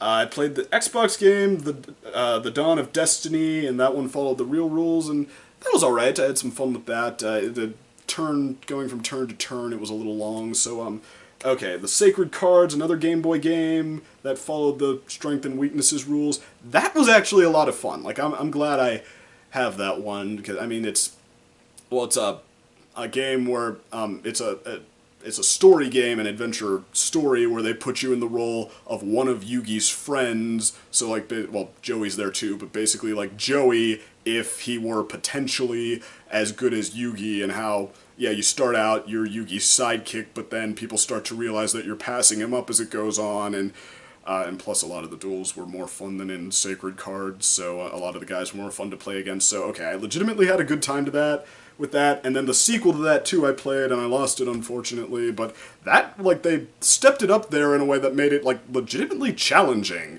a lot of the time. Like, you couldn't just line your deck up with the right type of monster and win every time, or at least most time. Well, not actually. Sacred Cards was at least challenging enough so that wouldn't guarantee a win for you. But I mean, no, the next one, which I forget what it's called, but it stepped it up in a way that was legitimately kind of challenging. So that was fun. But like I said, I've put Yu-Gi-Oh behind me. I mean, if there were more games like that, I would try them and I would probably enjoy them. Just haven't had much time recently. So there you go. Okay, and which series is your favorite of the current 5? That's easier than Pokemon. Okay, again, hardcore nostalgic, I'm gonna go original Yu-Gi-Oh! I mean, that's the one that has the cheese, so bad it's good appeal, and sort of the appeal of learning the card game and keeping track of, like, which monsters are your favorites and which ones you should be hoping the characters get. And there was, again, the escalation thing, like, over time, it became the board no matter what the other guy did. So I have Who Cares Trap card, and it does, you don't get to do whatever you just did, never mind what it actually says. Like, okay, there was a little bit of that too, but I mean, you know, it's still just like the characters, they were a lot of fun. The appeal of, even though Yugi never really loses, like, there is sort of an appeal of seeing him show up to take care of business, and then also with Joey, how he wasn't always necessarily guaranteed a win, so he was fun to follow. So, and I mean, Yu-Gi-Oh! GX is the only one I've seen enough of where I could legitimately compare, and I mean, that was fun in its own way, but I mean, just the over-the-top, all-in appeal of the original Yu-Gi-Oh! I'm gonna say that. I'm gonna have that one. I mean, that's the nostalgic memory for me, whereas Yu-Gi-Oh! GX is fun, but just, it's not that. So, okay. Next up is Lizard Wizard, who asks, what is your proudest YouTube accomplishment? What is your favorite video you've made? That is, well, okay, I guess it's probably one reason that's a tough one, because yeah, my favorite accomplishments aren't necessarily my favorite videos. Like, I mean, like, what, my main attraction review, just getting everyone together to do a little send-off for Amy Keating-Rogers. I mean, I was really glad that I was able to do that. I really love seeing everyone just, like, bring, yeah, their own different style to the table, and just, like, putting that, like, finding ways to put that all together to see if I could sort of, yeah, for the song sequence is what I'm talking about, where everybody singing the song, and just having, just, like, try to put them together one line at a time to see if I could maybe have them build off each other. I mean, great time with that. So glad that we got to do that and make that nice gesture. The video itself, I mean, in some ways it's probably one of my better ones. I mean, I do think I get, like, the review, I think I get better as I go, but I started out kind of just, like, a little disjointed. It didn't sound maybe as into it as I could have. I mean, I don't think I hit my stride right away. I think the video gets better as it goes, but I think that it is kind of weak at the beginning, so, yeah, let's see. Getting the Cafe cast over on the Rift channel together, that would have to rank pretty high as one of my favorite accomplishments, because, I mean, we always have a great time with that, just, like, yeah, getting a bunch of content creators together to, just, yeah, have a great time, bouncing their thoughts off each other, and, yeah, putting entertainment out there for anyone who follows the Rift. That, I mean, really happy that we got to do that, so, that would have to rank pretty high. Let's see, I need a list here. I mean, well, actually, my very first review as the Second Opinion, the Double Dragon review, which is probably a terrible video. I mean, I can very easily see all of what's wrong with it. All the same, for just how much I had to put into that, just, like, I had to basically teach myself everything about making videos from the ground up, and I mean, there were points, because I was on a deadline there for what I was trying to submit it to, and I mean, there were points where, I mean, I would mess something up, misunderstand, and I thought, okay, I wasn't going to get it done. So just getting it done at all was a very, I mean, I'm proud of that, in spite of the fact that it's not very good, and actually, the effort probably shows, at least in the fact that it's not my worst video review. I did surprisingly manage to get worse than that. I mean, there are still a couple of moments in the Double Dragon video I at least liked, so, proud of it in spite of what it is, but, I don't know. I think unfortunately my best video review might still be Crusaders of the Lost Mark, like, which is just about, yeah, hating on half the fandom's favorite episode, and like really hating on it, but I mean, it just like, how it personally let me down, though, it really seemed to just like bring it out of me. I feel like I managed to be really on point throughout that one, or at least just like at a level that I haven't been in all of my other videos. I mean, I feel like it just really, I mean, I feel like that's the one where where that makes the biggest impact when you watch it. So I mean, okay, again, it's unfortunate that that had to be the one, but yeah, it's probably the one I did the best. So Okay, aside from me, who are your favorite YouTubers? Well, I guess, first of all, if you mean, besides reviewers, just like anyone on YouTube who does, anything, I could, I guess, count, what, the epic rap battles, for example, like, I have way more fun with those than I should. Like, I don't know what it is, just, I mean, it's something about that very strange combination of, appeals just really I mean, I guess it's essentially like they found a way where you can match up pretty much anybody you like, any fictional, real, whatever, on an even playing field, more or less. So, okay, just, I don't know how they thought that up, but it way more fun than it probably should be. But, okay, so stuff like that. It's like the stuff on Screw Attack's channel. Like, I watch Death Battle, although as a Dragon Ball Z fan, I am very offended by some of these results. How they totally take the hyperbole from other series over the hyperbole from Dragon Ball Z. What, the power levels are nonsense, but Superman, Spider-Man versus Fire Lord feats are totally up and out. I mean, it's really silly, but I mean, if you think about it, like, which fictional characters are stronger, that's kind of all you're comparing, like, whose hyperbole is more consistent and hyperbolic, but it's still a lot of fun. But, okay, but no, if you just mean reviewers, and, I mean, I do watch a lot more reviewers than anything else, I mean, I have a lot of fun with the Channel Awesome crowd. I watch them a lot, but, other than basically the Nostalgia Critic, Linkara, the ones that everybody knows, I mean, who else? Cinema Snob won me over time. The Dom, I'm starting to have some fun with him. I liked Obscurus Lupa when she was around. I mean, she didn't always have quite the comedic timing of, like, Nostalgia Critic, for example, but I mean, no, she was fun. There was a lot of fun to be had with Obscurus Lupa. Kaluna, someone who just made the scene, she's doing a pretty good job. But yeah, but I don't know, all of these people, I mean, I don't know if that's really what you had in mind, since, I mean, I think they're all on YouTube on some level or another, but, yeah. They're more known for Channel Awesome, so YouTube reviewers, now I'm watching a lot of pony reviewers these days. I mean, yeah, lots of people in the Rift Cafe I really like, lots of really good critics there, but too many to go through. Yeah. Except Lizard Wizard, of course. I don't know what people see in him, but with his 20 times as many subscribers as I have. But, okay, I think, well, I've brought up Cell Specs before. I do really like her, but I mean, that's just like one branch of topics. I mean, yeah, mostly animation, if I have that. I mean, she reviewed Deadpool.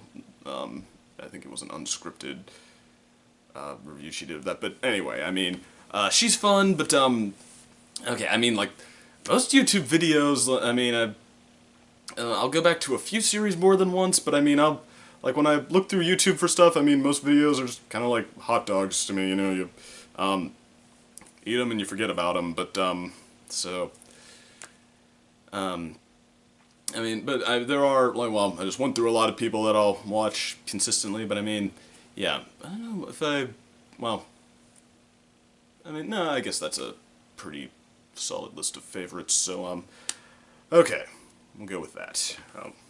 Probably the best I'm gonna come up with anyway, so, okay, what do you aspire to be? Well, that's kind of the $1 million question.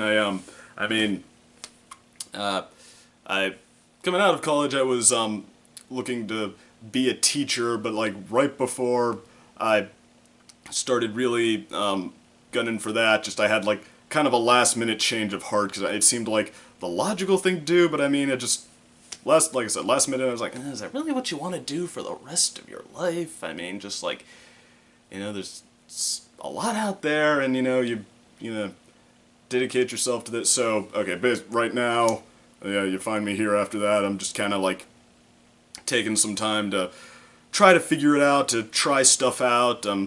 Trying a few different things, including video reviews, obviously, just to kind of see what I like. And I mean, and I would love to be, I guess, some kind of, well, a critic to going through, yeah, stuff I love for a living. But I mean, that I don't think that's ever really been the like most reliable single job. So I mean, but heck, some people make it work. You really want to make it work, you find a way. So, I'm just trying this to see what it's like and just to keep having fun with it. And so, I mean, yeah, that's what, like, critiquing, I like entertaining. I mean, I actually did a lot of acting for a while, took classes in that, signed on to a lot of plays, and just strictly for fun, because, I mean, it didn't take much effort to see that, yeah, I wasn't going to make a career out of that, but, I mean, no, I've had some really great experiences that way. I have exactly one professional show to my name. I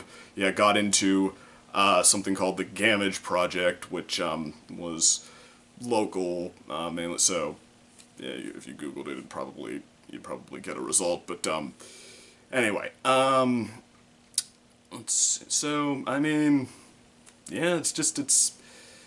I don't know if I have like, that one thing in sight yet. I'm just kind of trying to try as much as I can, see what I gravitate towards, do jobs that pay the bills in the meantime, and, I mean, yeah, I guess, I mean, I do think that, yeah, never do something just because you think you should, I mean, yeah, live your life the way it means the most to you, I guess, is the typical piece of advice, but, so yeah, keep trying, keep seeing. I mean, if I could be, yeah, I mean, being like, this stuff, some kind of critic / entertainer, that would be awesome.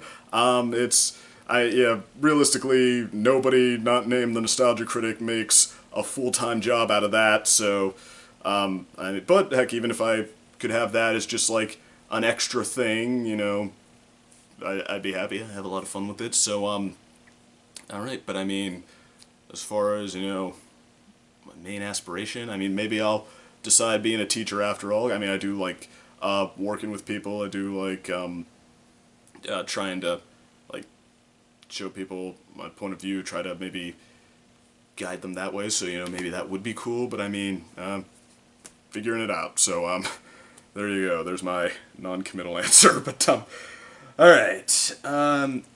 Next up is Anna Madsen, and I'm sorry if I'm pronouncing that wrong, but, I mean, seems pretty straightforward, but, anyway, favorite ship.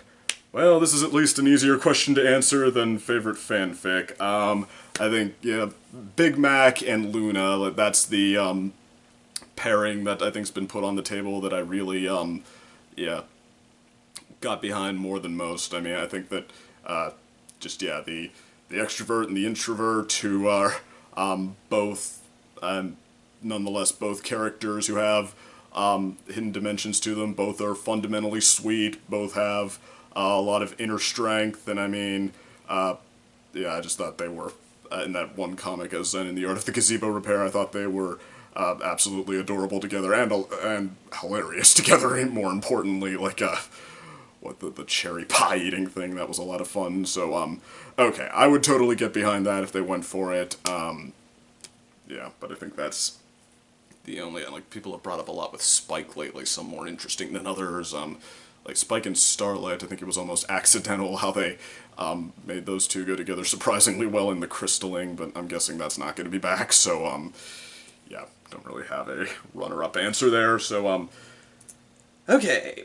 Favorite pony, that would still have to be Rainbow Dash, because, I mean, I guess, there's been a little bit of a decline in her episode quality, although that kind of goes for everybody, a decline in the episode quality, but I mean, I haven't changed my favorite characters around all that much. I mean, usually, like, they all had their moment where I, felt like, I guess or their stretch, or, well, on some level or another, I felt like I pretty much, got the sense of, like, what they're about, and I mean, you know, everybody's had a streak, I guess, where they were the ones having the good episodes, even Applejack, last season, but, no, I mean, Rainbow Dash, like, I think what makes her character tick, that's what, like, that is how they've developed her, how they've shown what kind of a character she is.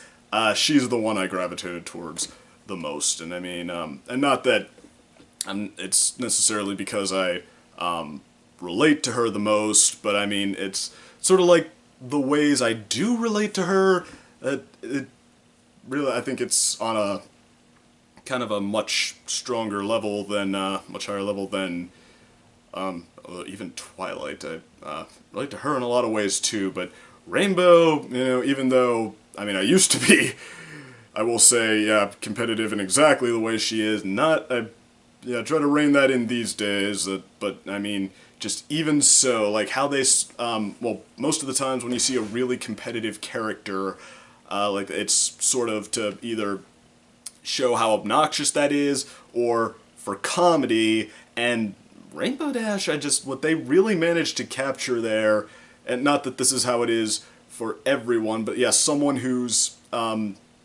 not really an unpleasant person, maybe except in those scenarios, what they really managed to capture is just like the mindset behind it, just like how you're kind of trying to, it's a need you're kind of trying to fill, and like not even that you're, I don't know, don't get appreciated enough or something like that. Like I think, or at least what I remember it being is just that like this sense that like something is wrong with you if you lose. So like just this need to, to get the glory and all that, but also to just not be the one who came up short and who has to, accept that they weren't good enough. Like just the need to avoid that. I mean, I have so been there where just, yeah, you're in that scenario and it might not work out, and just starting to feel the pressure, and just it gets to the point where like getting people mad at you feels marginally better than admitting defeat. And so yeah, and Rainbow Dash, okay, is someone who I guess still hasn't grown out of that completely, but I mean they really managed to show though how she doesn't come looking for a fight, she doesn't mean any harm, but it works out that way when the pressure's on her, when she feels that pressure to win, and just and then how when you take her out of that scenario, you know, those same qualities that bring that out in her also can be a good thing. That, you know, when someone is doing wrong by somebody else, she really feels that need to step up and say, no, you can't do that, you back off, that is not fair, that all of that. And then just how you know, how she I mean, she's not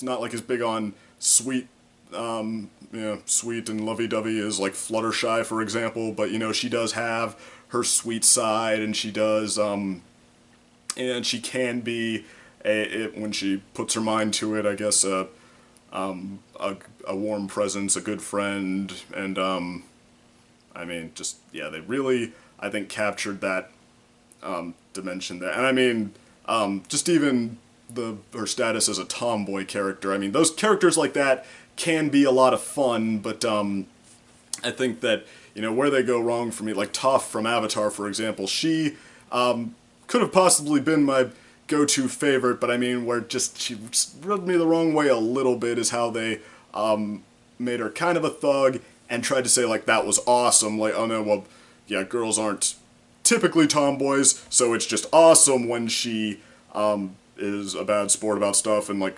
beats everyone else and gloats about it. Like, no, With Rainbow Dash, she has to deal with the reactions that someone like that would actually get, and they kind of work at showing, why she's still a good soul in spite of that, and I really appreciate that. So,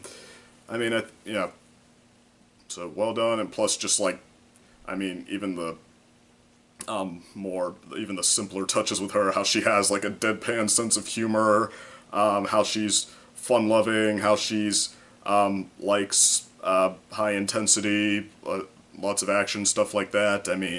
Yeah, really fun character, and I think that, there are a few that I gravitated towards a lot more than I'd expect. Yeah, like, I think I mentioned Twilight, for example, but, yeah, so just Rainbow Dash, so even above that, so well done with her, My Little Pony writers, but, okay, and do you have a cutie mark, and if yes, what do it mean? And, okay, that might be my mistake, so typing it that way, but anyway. And when did you get it? Okay. My cutie mark is a calligraphy pen, and I got it when I stepped through the mirror and entered the world of Equestria. And, which, yeah, the second opinion pony OC, well, everybody, these days it seems like almost standard that you have to have a backstory for your OC, like it can't just be you, per se, so, but the thing about that is, the second opinion character, I had that established before I had the OC, like, for those, if most of you probably didn't see this one, but the OC, this video that is, from me, but the OC started as, like, a joke where, yeah, the video started, my OC, there is my OC saying, like, well, it looks like, I have an OC now, or I've turned myself into a pony and I'm never going to be able to turn back, so I'm going to have to do all of my reviews like this from now on, just like everyone else, and then cut to me waking up and it was a nightmare, like, whew, I'm so glad that didn't actually happen. But then, having an OC did start to come in handy, so I started using it more anyway, and, those of you who don't remember, this whole thing actually started out with me calling my series non-brony reviews, because I thought it'd be, it started out with me saying, like, oh, well, okay, there seems to be a lot of debate over whether it's a good show or not, so what if somebody who'd never seen it before and was open to it, but not particularly partial to it, just had to start watching it and go through it? So, yeah, I, like, even played that up at points, just telling people, like, okay, no, I am not going to go into fan content, I am not going to just become a brony, so, yeah, the character of the second opinion was established way before the OC was, so, and since, okay, the OC, I pretty much play the same character with that, it just decided, like, okay, well, what if instead of a pony that turns into a human, what if, yeah, like Equestria, this was a human that turns into a pony? That seems like a good compromise, like an outsider working his way into the fandom, so, okay, but, yeah, as far, well, like I said, though, answering Lizard Wizard's question, I'm still kind of figuring out exactly what it is that I should be doing and what I want to do, and I was an English major for one, so I know that a lot of the stuff I've done, it seems to keep coming back to writing, and yeah, I know that that's a pretty great asset, but I'm not totally sure where I'm going to end up applying it yet, so, okay, just, yeah, general, like, writing, creating these, yeah, entertainment videos, or blogs, or, what have you, so, okay, I think that's, so, yeah, already having the cutie mark, because I'm past the age where you're supposed to get one by the time I went through the mirror, I think that's a good way to, yeah, get out of that, get past that troubling little detail there, so, alright, there you have it. Well, that's overly complicated explanation, but, okay. Omniviewer asks, what would you say are your biggest sources of inspiration? Your biggest inspirations / influences? Okay, for one, Don Bluth. Like, I was into Don Bluth before it was cool. Don Bluth is actually the reason I first got into reviewing and critiquing. It was, like I mentioned before that I'd given up on the idea of having a favorite movie right before I saw Wall-E, but actually what opened me up to the fact that okay, maybe I would find one again was watching All Dogs Go to Heaven. Like this is what got me into movies. I just remembered that it was almost a random by random chance that just I remembered that from watching that when I was younger, and I just could not it was one of those ones I think I only saw once, and then Disney used to show the sequel all the time, so I mean it just was totally a case of just like getting curious, because I mean the sequel was nothing special. I mean it was passable, and I'm like, okay, was the first one better, and I gotta watch it and see. And actually I kind of loved the hell out of it. I mean I I remember what kind of cooled me off to the idea of having a favorite movie is like before they were my favorites were animated movies, like Peter Pan today, for example, might still be my favorite Disney movie. Just like I just sort of really got into how animated movies could create just this sense of atmosphere, this just like just this feeling of just being somewhere else, and just being like and each one like so specific to the movie. And I mean, and when you get older, okay, you've seen, once you've been around the block enough times, okay, the wonder phase. But at All Dogs Go to Heaven, it brought me right back to when I used to feel that way watching animated movies, because I mean, it just like there's just such a great sense of atmosphere to that movie. Just like the colors in it. I mean, I think as has been pointed out many times, just the coloring in that movie is fantastic. It feels like just like each setting is so vibrant, and the way the characters act, that just like there's just such a sense of spontaneity in it. It really feels fluid. Just it doesn't feel overly calculated. It feels like you're watching real characters, for lack of a better word, just have this life-altering adventure together. Well, life-altering is a strong word, but just this this key time in each of their lives. And I mean, I could probably put that on a top 10 list of my favorite movies too, but it didn't quite become one of my favorites, because I mean there a couple of points where maybe that slow it up. I like the big-lipped alligator moment that comes out of nowhere. So I mean, I finished it, I was like, I mean,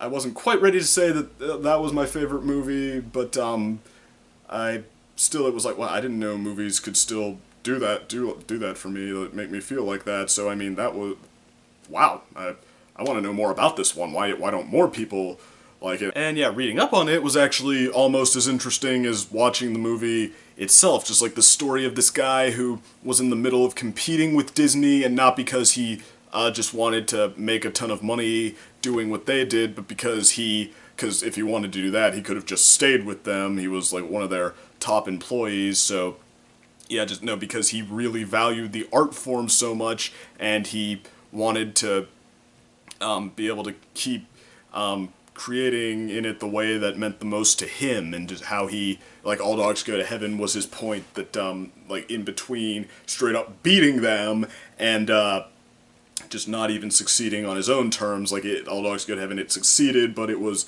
overshadowed by The Little Mermaid, which is really a shame to me. I think, like, I recognize, most people prefer Little Mermaid. I prefer All Dogs Go to Heaven, actually, but I mean, even so, I think that you have just like what it was able to achieve. I mean, I think it kind of sucks that it's been just as overshadowed as it has. So but yeah, even so, now I really wanted to see what else he did, and just see if he could maybe give me more of that kind of experience. And I mean, nothing including The Secret of Nim actually ever quite got it down, like delivered it quite the same way. Like All Dogs Go to Heaven, it's still, like I think I said, it still might be, one of my 10 favorite movies, just because it was such a unique and great experience for me. But still, every single one, even the ones that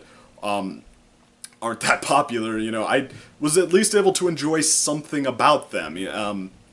Just this touch that only he could really add that just was really this sense of, I guess, what are some words that I've heard critics and stuff use? Rougher and more energetic. What the sense of more like, well, okay, I won't speculate too much there, but I mean, some I really love though, like Secret of Nim, The Land Before Time, which I'd grown up with the series, so it was pretty cool making that connection, like, oh, same guy, but, yeah, with the first one, well, he didn't make the series, just the first one, and easily the best one, but, so yeah, yeah, that was really great. The exception, the one that, I mean, I don't even really think is worth it on even the level of maybe a Don Bluth fan, was The Pebble and the Penguin. Like, that one, I mean, a lot of people say, well, cut that one a break, it's not that bad. I mean, for me, it's just, you know, that it's, well, okay, maybe it didn't stick its neck out too far, but that's almost the problem, you know, barring like one or two moments, I don't really get any sense of the Don Bluth touch from that one. I mean, I think it maybe kind of shows that it was taken out of his hands and reworked, so, yeah, to me it's just kind of cheesy and nothing to see, but no, otherwise, I mean, yeah, I really just had a great time, you know, looking through, seeing what he brought to the table, seeing which ones were my favorites, seeing, okay, when they're, like, it didn't all come together perfectly, like, I didn't like An American Tail, like, I wanted to love An American Tail, you know, watching it, I thought, oh, that's so much here that's great, but I mean, it left me just a little disappointed, even though I recognize that it is a good movie, and so I'm like, okay, you know, what was it there that, you know, maybe I would have liked more if they'd only reworked, and I mean, I just had such a great time doing that, you know, I kind of wanted to keep going, I kind of wanted to keep comparing my opinions to other critics and seeing what was out there that I'd maybe missed, because I mean, you know, just the idea that there could be such a story like this guy who'd competed against Disney and just because he loved the art form and had succeeded at first, but then, you know, gone out on maybe a mixed note and was still looking for a comeback. He's still looking for funding for his Dragon's Lair movie, by the way, so yeah, help him. But, like, we need more Don Bluth. But, so, but yeah, like, I just had so much fun doing that. It just kind of all spiraled out, from there. Yeah, I started looking up more movies, Rotten Tomatoes, I mean, while some people give it grief because it doesn't always, validate their opinion, but even so, it was a very useful source for me, looking up what some people had liked that I'd never heard of before, or, had liked for reasons that maybe you don't see as much in the mainstream, and, so yeah, I just kind of really got into, yeah, all of these movies I hadn't seen before, and the stories behind them, and, exploring why I thought what I thought. So, yeah, it became my #1 hobby pretty quick, and, yeah, it all started with Don Bluth, which is pretty awesome, but, so, he's pretty awesome, that is, but, okay, so, otherwise, Roger Ebert, because, like, when I started, yeah, getting into film criticism, he was far and away the one that I had the most fun reading and, comparing my opinion against, because he, to me, did the best job of just really giving you a sense of why he thought what he thought, you know, what did it, you know, what it was that maybe first caught his attention, maybe first steered him in the direction he ended up at, and so, I mean, yeah, just he really was so good at painting that picture, and even when you didn't agree with him, and, you know, some people, granted, just gave him flack for it. I mean, now he's getting the respect he deserved all across the board, like in his...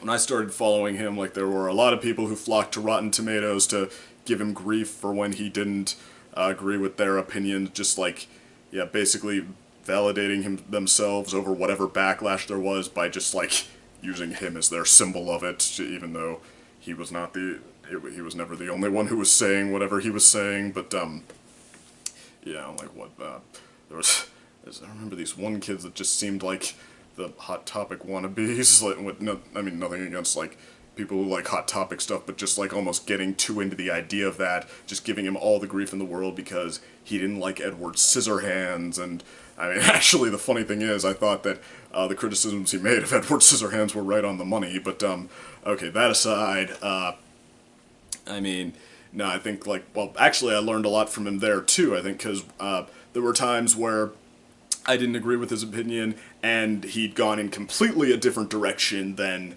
I would have ever thought to go in. Like his opinion was completely at a right angle to mine, and it kind of drove me nuts. But I mean, you know what? Well, I think I would look into other critics too. But I mean, you know, for each one of them, there was always a moment like that, and I think at very least that's where Rotten Tomatoes is useful too, because they're good at organizing that and allowing you to look up pretty quick and see that that's the case.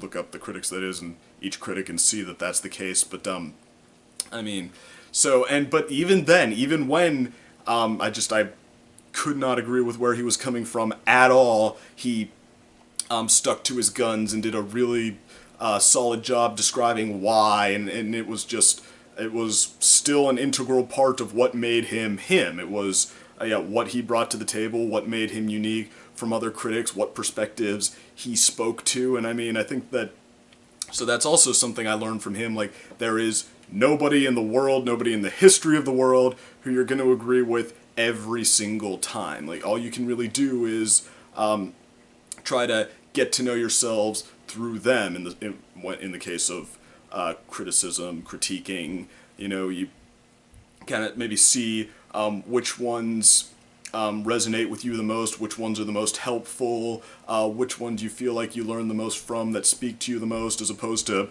who just seems to be off in their own little world and you'll never have anything to say to each other as far as whatever they're reviewing is concerned. I think that, you know, that's kind of, and then getting to, sort of decide, okay, what is important to you and what isn't, and what, okay, you think you can learn from this, these other critics, and what you think you could gain, like what great experience you could possibly discover through them, like what they could tell you about that you think would be worth trying. I mean, that's,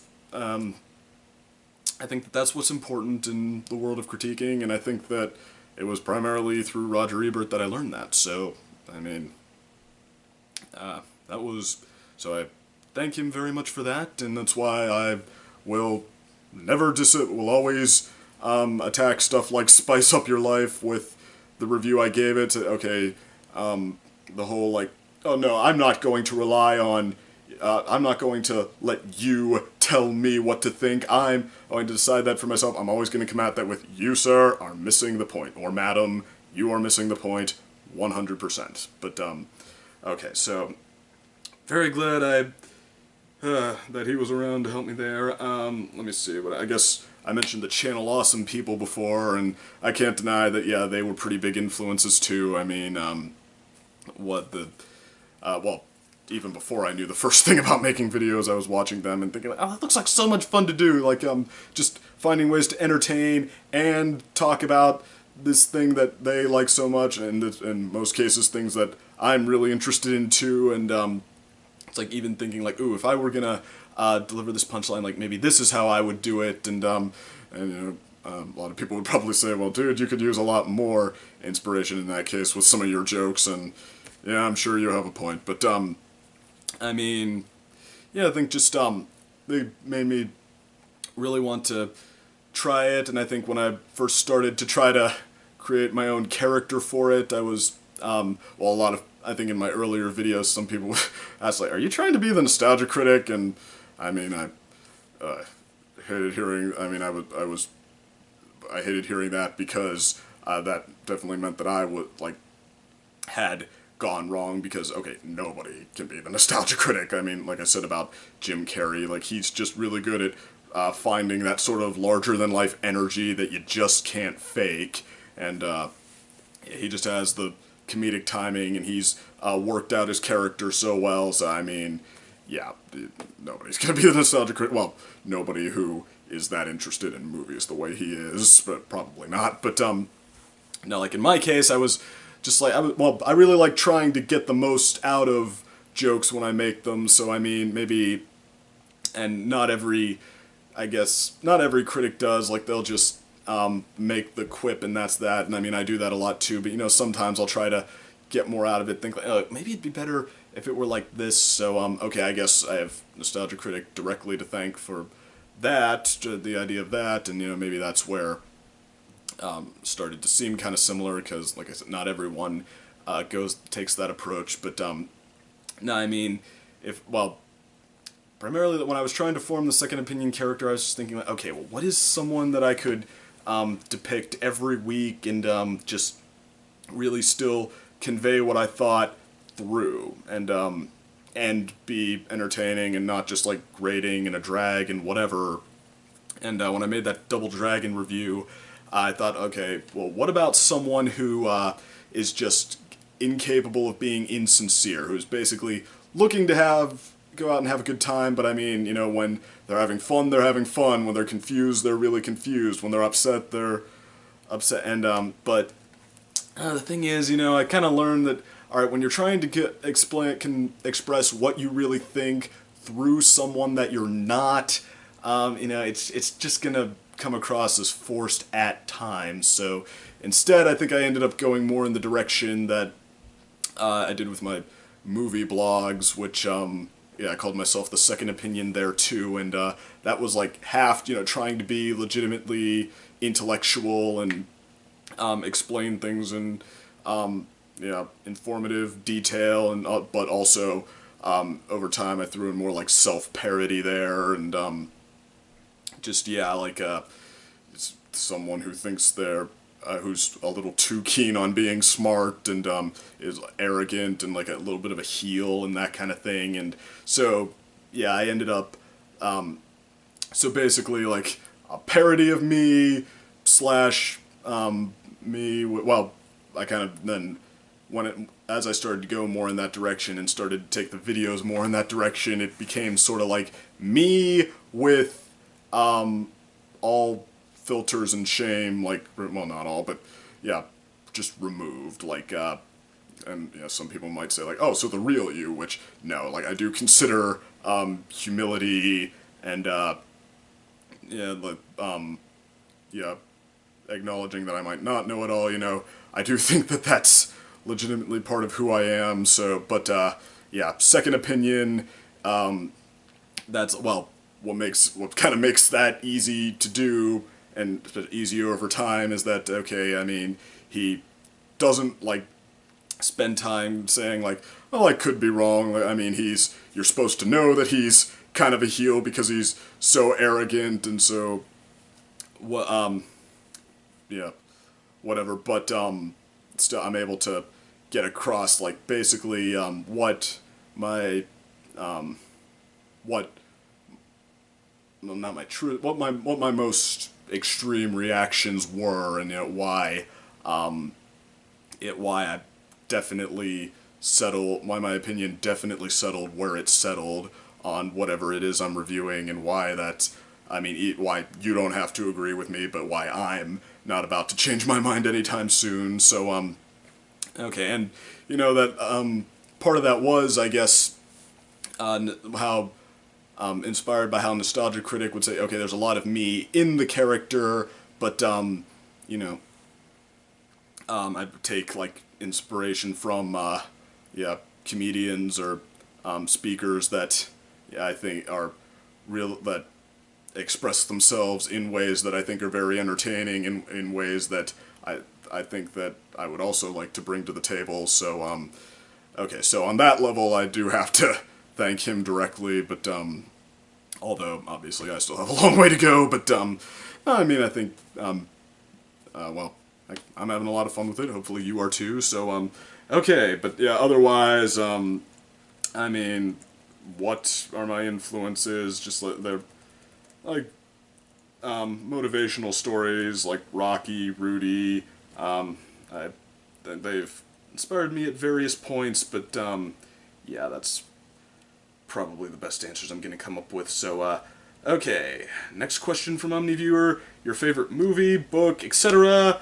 Well, never gonna run out of movies here, so to be a good sport, yeah, how about It's a Wonderful Life? That's another all-time favorite of mine. I think it's one of the greatest feel-good movies of all time. I mean, it's another black and white one, but that has me all the way through. It's just a really good story about a really likable, but also a very interesting guy who's like has big dreams, but they contradict with his selflessness or his good nature to try to help people. And so, okay, is he a failure because he chose that over his dreams a lot of the time, or is he a success because he sacrificed for other people? He was such a great guy. I mean, yeah, great movie, ending with probably the greatest feel-good sequence of all time. So, okay, love that. Book. Now that, on the other hand, I haven't answered yet, and that would have to be the Chaos Walking series, if any of you have ever heard of that. It's about, well, it's a sci-fi story that humanity, or at least part of it, has migrated to this other planet where there's a germ, they call it, that makes it so that everything you think, like everyone can hear it. Like now, what you think as well as what you say is broadcast to the entire world. Like if you think in pictures, then everyone close to you can see them. If you think in words, everyone close to you can hear them. So I mean, it's like your inner voice is now also an outer voice. And it starts out like this kid who thinks he's in the last town left on the planet, that because this germ apparently it works that way for men, but for women it just apparently killed them all. So okay, he's in the last town left, nothing but guys. He's waiting for his 13th birthday, and but then one day while walking through the swamp with his dog, whose thoughts are also an open book. So yeah, what would your dog say if your dog could talk? Find that out. But anyway, suddenly he just because okay, not just like I said, not just the people but the animals, you can hear all their thoughts, and suddenly he just hears a blank spot in the noise that he doesn't know what it is. But when he comes back and tells his two guardians about it, his parents are both dead. But when he does that, then they realize that something's up and it's time to put their plan into action. And they give him a pack, and they realize that, and they tell him that the rest of the town is coming for him. They give him a survival pack, and they sneak him out of town and then stay behind to hold off the rest of the town. And it turns out, what he quickly discovers is that it is not the last town left. It's the only town that has been exiled from the rest of the world because in the past this town tried to do something that was pretty scary. They tried to take the entire world, and now they're planning to do it again. And but when he finds, so he runs out into the swamp that he was at before, because that's the pathway out, and the blank spot in the noise turns out to be a girl who he can't hear. She doesn't have any noise, and who does not speak, who just at first seems to be totally blank, but no, eventually we do learn about her too. But anyway, but now they're both on the run from the entire town, who seems to want something with either one or both of them. And okay, just like the mystery keeps unfolding from there, and it actually escalates all the way to where it turns out that basically to where the entire planet is at war. And so okay, but yeah, like these two main characters, it comes to the point where they grow together because they can't not, because like they're all that each other has a lot of the time. And just I mean, it's kind of like banding together in impossible circumstances. And I mean, just so many themes to this series, I couldn't even possibly do it justice, but it is so exciting. The characters are just so, really, you do grow to kind of love them. As very, very quickly, and just how it escalates. I mean, I said, like, impossible scenarios. This, like, what happens grows increasingly just impossible. Like, what, they're held prisoner at one point, and like the main bad guy is trying to main bad guy, but Mayor Prentice is his name. He is one of the greatest bad guys in literature. I am convinced. Like, he is so smart, so charismatic, so such a brilliant strategic leader, and so likable at point. Like, he's so forgiving, and yet so far beyond anyone's redemption, it is not even funny. Like, what he's not afraid to do is terrifying at points. So, okay, just try to picture that and tell me you're not interested in picking this book up. But these books up, there's 3 of them. But yeah, just like how he's trying to maybe get this kid to work with him.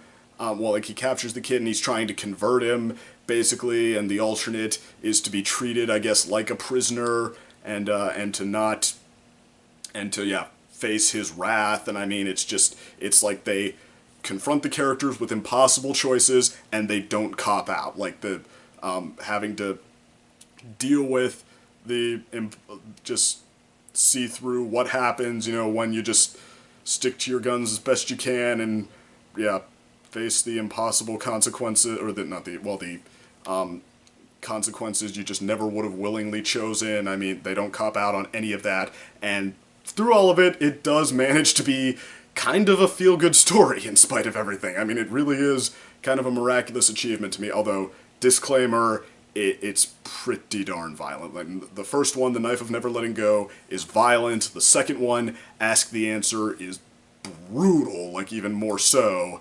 And I can't decide which one of those two is my favorite, though. Like, the third one, Monsters of Men, is where it escalates into the point where they're at an all-out war, and actually the native inhabitants of the planet, the intelligent species, they start to get involved by this point. And this is where it just, like, it goes far out to the point where, I mean, it does, I guess, if this is not what the horrors of war are like, I can't imagine, then I definitely can't imagine what is, because, I mean, it captures a lot of that, it portrays a really great sense of that, but that's where it's gone escalated so far by this point where, I mean, it's hard to feel for it the same way sometimes, like, because this is where it gets so extreme. You can't not be a little worn down, a little depressed, but, even that book manages to pull it off in the end phenomenally. So, I mean, like I said, it is a little bit of a feel-good series in spite of the fact that it does not cop out on anything. But all the same, I think that the first 2 would have to be my favorites over the third one. But, alright, check it out, though. Chaos Walking series, beating out, actually, I think the book series I got into the most before that was Harry Potter, but, I'll always love Harry Potter, but, I mean, Chaos Walking series is just as imaginative and probable, and, I don't agree with a lot of the criticisms of J.K. Rowling's writing, but Chaos Walking series is better written, so, as witty and clever as Harry Potter can be at times, too, but, on a consistent basis, actually, but, okay, if dinosaurs still existed today, what kind would you have as a pet? I wish you'd asked me that when I was 9, like, I mean, now, thinking of a good answer, everything is either too big to be safe or too small to be cruel. I don't know. Heck, I'll go the whole 9 yards. Give me a Triceratops. That would be, like, riding on the back of one of those, that would be awesome. And nobody would mess with you if you have a Triceratops. I mean, maybe someone would try to get a T-Rex just to show you, but that would probably, that's kind of seems like a double-edged sword, wouldn't you say? So, okay.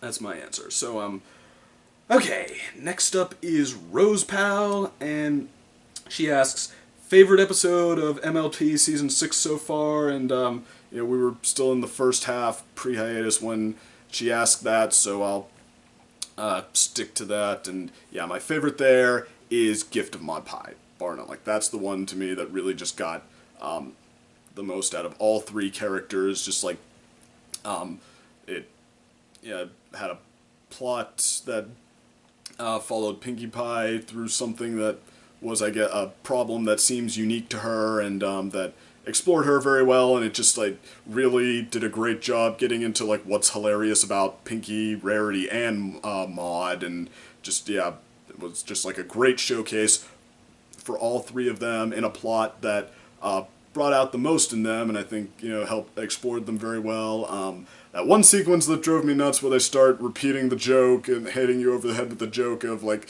Rarity like, oh, don't get too excited until you actually have the pouch. Okay, but then Pinkie Pie does get too excited, and like, I thought that was kind of dumb, but that aside, I think it was the one great episode in the first half of season 6. So, okay.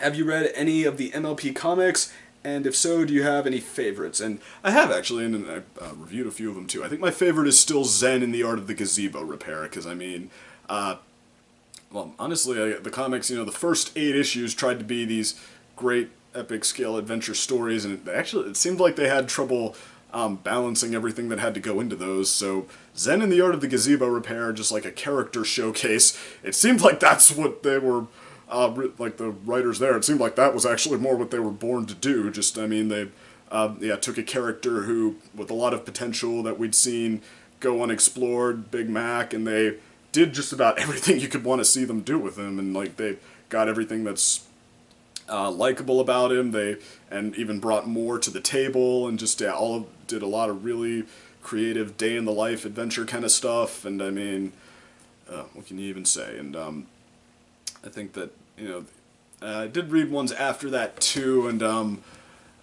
just none of them ever really seemed that inspired. Actually, Reflections, that could have very well been my favorite, is what maybe even could have beat out Zen in the Art of the Gazebo Repair, but there's just something about it near the end that I just have a major problem with. It's a real killjoy thing, and I won't give away what it is in case I ever review it, but I mean, yeah, just like, I mean, and it's still probably my second favorite out of all of them, but just that one thing. So, but okay, so Zen in the Art of the Gazebo Repair. And, okay. Favorite Studio Ghibli film? Actually, I mean, this is, well, as much as I love Studio Ghibli, it's almost embarrassing to say which one is my favorite, because it's not the ones it's supposed to be. It's Kiki's Delivery Service, with, yeah, his tween girl coming-of-age movie. But I do have a good reason, though, because actually, this is one that qualifies as another one of those life inspirations for me. So, okay, there's a personal story to this one, so just bear with me. This is it was my freshman year of college when I watched Kiki's Delivery Service. Like, I'd seen just like snippets of it on Disney when I was younger, but okay, but yeah, this is where I decided to finally watch the whole thing, because I'd been getting into Miyazaki a little bit, but the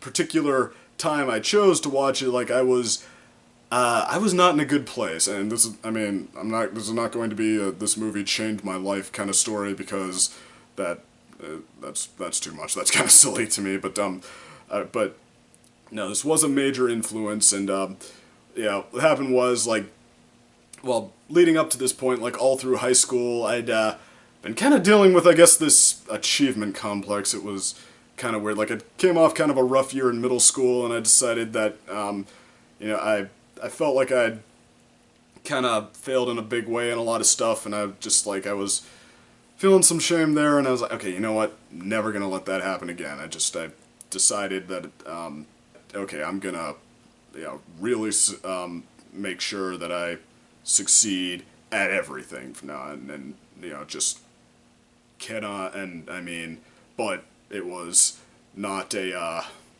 like I said, it was a complex. It was not a burst of determination. It was like I just basically dedicated all my time to school and wrestling. But I did not, I mean, I'd been like burned by some friends, so I decided, alright, didn't really care about that anymore, never like made an effort to hang out with anybody except maybe like the one or two people that I was had been friends with for a while, was like irreversibly friends with at that point, but yeah, even them I didn't spend much time around, so just, yeah, tried to drown in achievement and good behavior, and like even altruism sometimes. Like I just held open every door, deflected every thank you, just really so not probably not that healthy, and I was kind of starting to get sick of just being so dreary all the time. By the end of it, so okay, going into college, I thought, okay, well maybe this could be my chance to turn it around to, like get involved with some more stuff for fun. But instead, I tried to save money. I commuted my freshman year, so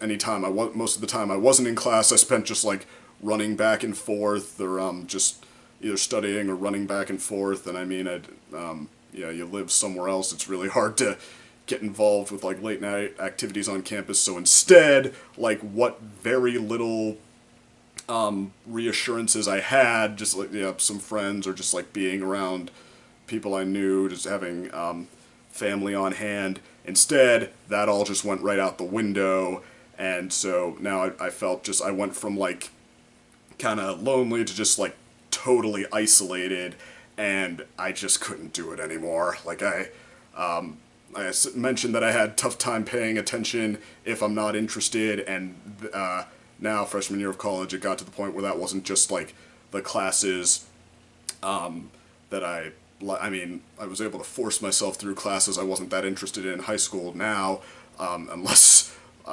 except for maybe like the acting class I took. Like I couldn't focus in anything. I was like constantly drifting off into like daydreams against my will, and just like could not for the life of me pay attention to anything. And I mean, I just felt like down all the time. And so my grades, the one thing I had that was like my reassurance, that was like for the last 4 years were what I lived for, basically, they went right down the tubes. And I went from like A's to like barely passing, if even at all, like a C's and stuff. So okay, I was not in a good place. And so then it was towards the end of the first semester, I was trying to study for this physics class, which I'd been doing particularly bad in, embarrassingly bad in. And there were homework assignments too that were online, and the professor actually let you turn them in late with just like 1 point taken off, which was generous. But I mean, I could not get through them, because I mean, I could not pay attention for 10 seconds to figure out what anything was. So okay, I had no idea. Even when I tried to force myself through it, I could not for the life of me figure out what anything was. And I was now, last week, I'm trying to get all of these homework assignments I haven't done finished and use that to study for finals. And I mean, I'm just staring at the physics book and just drifting off, and okay, can't even do it. And like the other thing was, like more classes than not, I was not very interested in, because at the time I was trying to be an engineer. Like I said, just achievement complex to like do what sounds like a good job, a good steady job. So okay, but yeah, did not actually see myself doing that. Was not able to even pull myself out of my stupor enough to focus on anything I was doing. So alright, I kind of figured, alright, I was not about to get through this. I'm like, the whole semester has been just like a constant beat down, and it's not gonna, I just kind of put the book down, decided to forget it, do something else. And lo and behold, I decided to make that to get to Kiki's Delivery Service on my movie watching lists there. And so okay, same night too that I was supposed to be studying for finals and stuff, so end up instead watching Kiki's Delivery Service.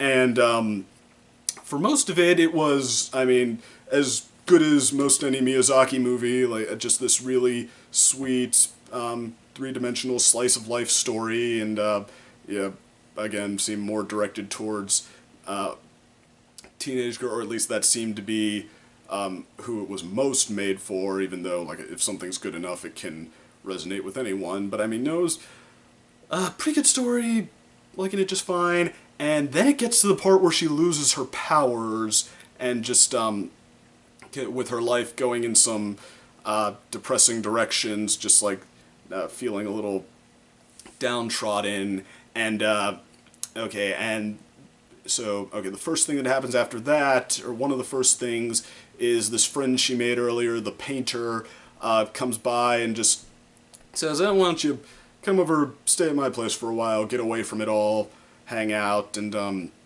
so okay, they do that, and I mean that's also a sweet little sequence. I mean, she in some ways helps her feel better, and then they get to that part where they're just yeah, staying up late, about to turn off the lights, and she starts saying like, I mean, I think that in some ways like with you're flying, it's kind of like painting. I mean, sometimes I can't do it at all, sometimes I'm just not in the mood for it. I just have no desire for it, and then describing this time where she just like lost it completely. She was just like, I mean, I was just kind of trying to copy other paintings and not even doing that very well, and I just could not get into it, and then talking about how it, I think that, or the mess, getting to the point, like,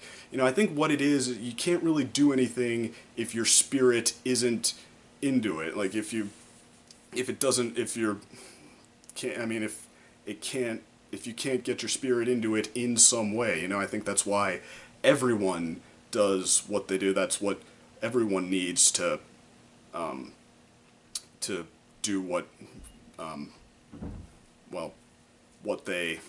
what it is that means something to them. And okay, so, and of course then it started to sound like she wasn't just talking to Kiki, and yeah, I was like, I mean, and yeah, when I was not expecting to find that, but I mean, it just every word she said, it just sounded so true to me, and like even disregarding my current situation, but so yeah, but now I'm watching much more intently as they're deciding what to do. She's saying just like, I mean, if it's not there, don't try to force it to be, it's just like, do other things, try to see what it is, like what catches you.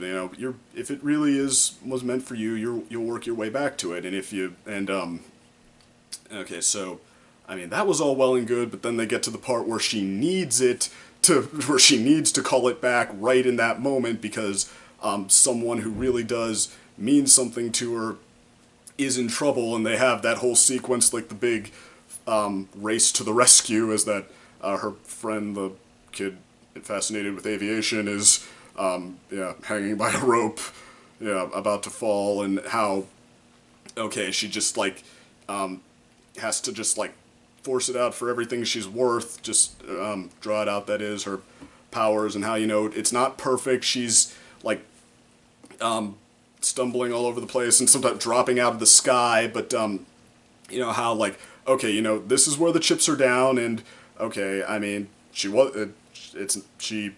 wasn't able to do that before just by a fluke, that's that is part of who she is. And then just like, okay, of course the will she or won't she scene where she's right there and she can't quite reach him, and just, but how, to even as big a cliche as that is, they're even portraying just how she's going all in, and how, he actually slips, but even, okay, just dive for it, everything should, for everything she's worth, just dive for it, and,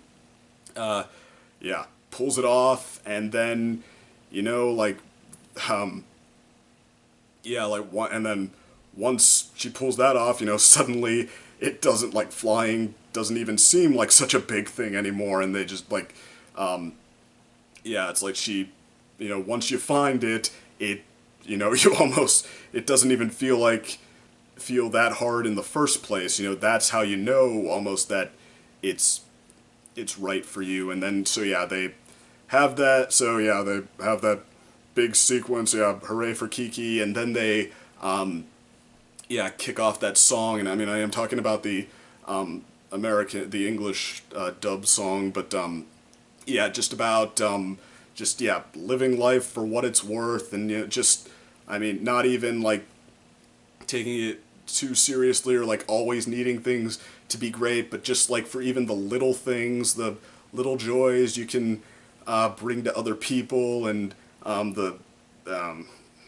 yeah, the little moments that make it worth it for you too, and just this really just a good-natured, optimistic tune that, I mean, I don't know how why Disney decided to put that much effort into just a an original song that when there was already one, but they did, and it just felt like it felt like, you know, I was just listening to it and I'm thinking, you know, exactly, and so, okay, and when it ended, in that moment, I really did believe that things would get better for me, and eventually they did, and it wasn't instantaneous, and some things got worse before they got better, but I mean, I, you know, always kept that in mind, you know, you just, once you find what it is you're meant to be doing, that's when things are going to be good.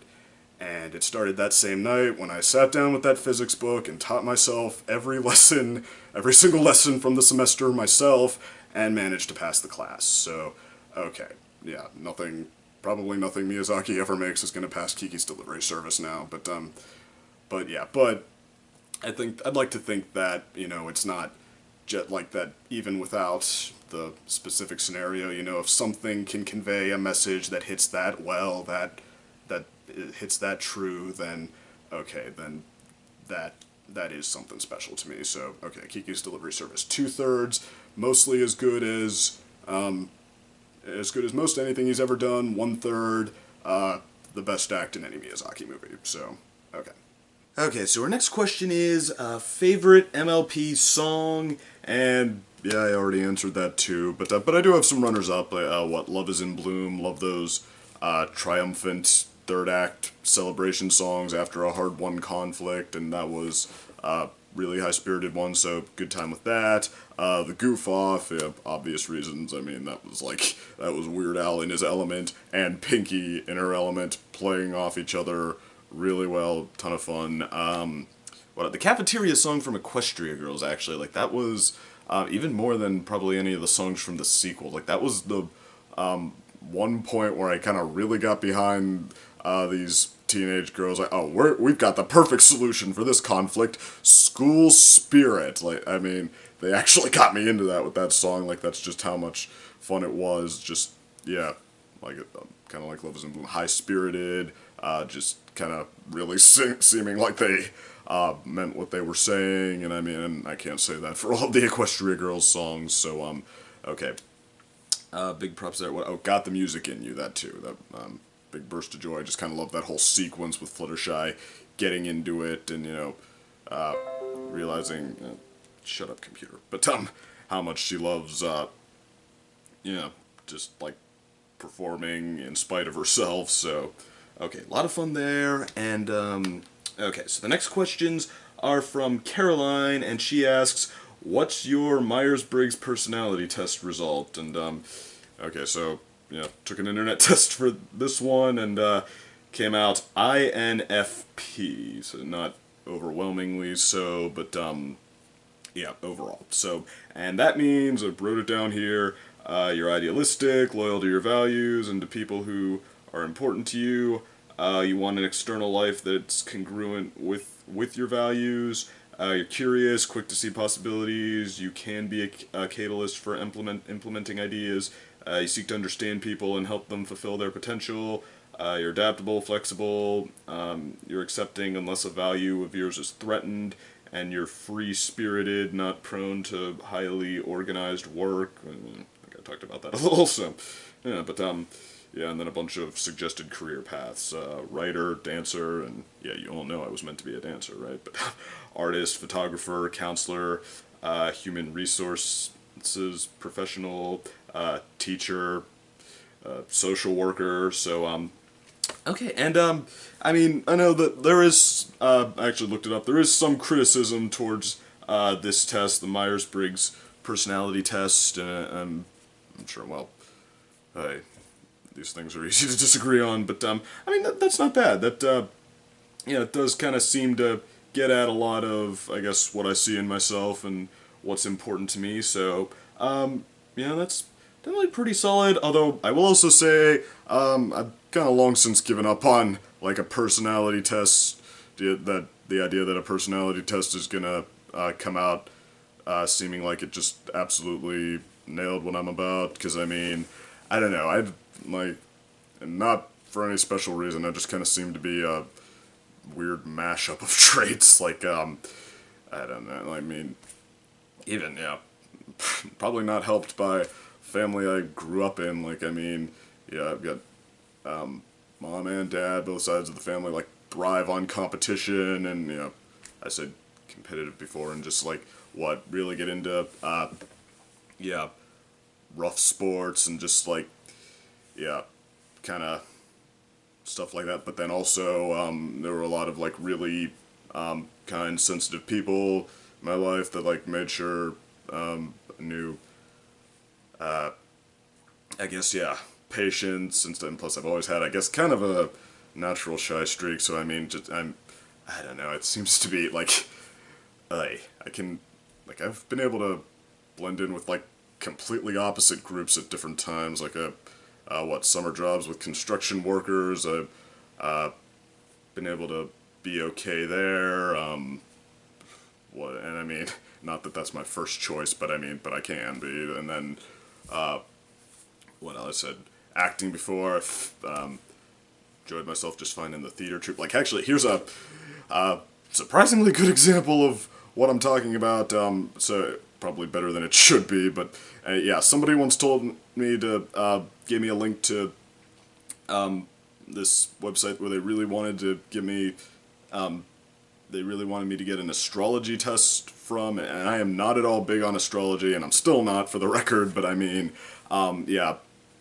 Anyway, this one came out saying that in more complicated terms than I'm going to use, saying that because I was born really late in August, that I am half Leo and half Virgo, which, yeah, the lion that gave Hercules the fight of his life, and the modest-looking woman based on some Greek figure representing innocence and purity, and that means exactly what it sounds like it means, that, yeah, you're completely split, like, part of you wants to be the center of attention and, just, like, and live it up and be, awesome and the man and all, and then part of you just wants to, be, like, be a supporting player and just be helpful and silent and non-agreement, and because they're so at odds with each other, you're going to make yourself unhappy your entire life. So, 5 cents please, and I'm reading this like, I mean, like I said, not at all big on astrology, but I'm reading this like, yeah,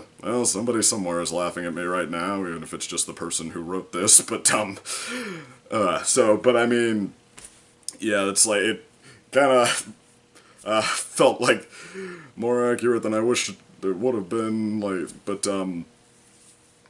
so, I don't know, it's just, like, kind of weird, like, I can, I mean, I don't know, well,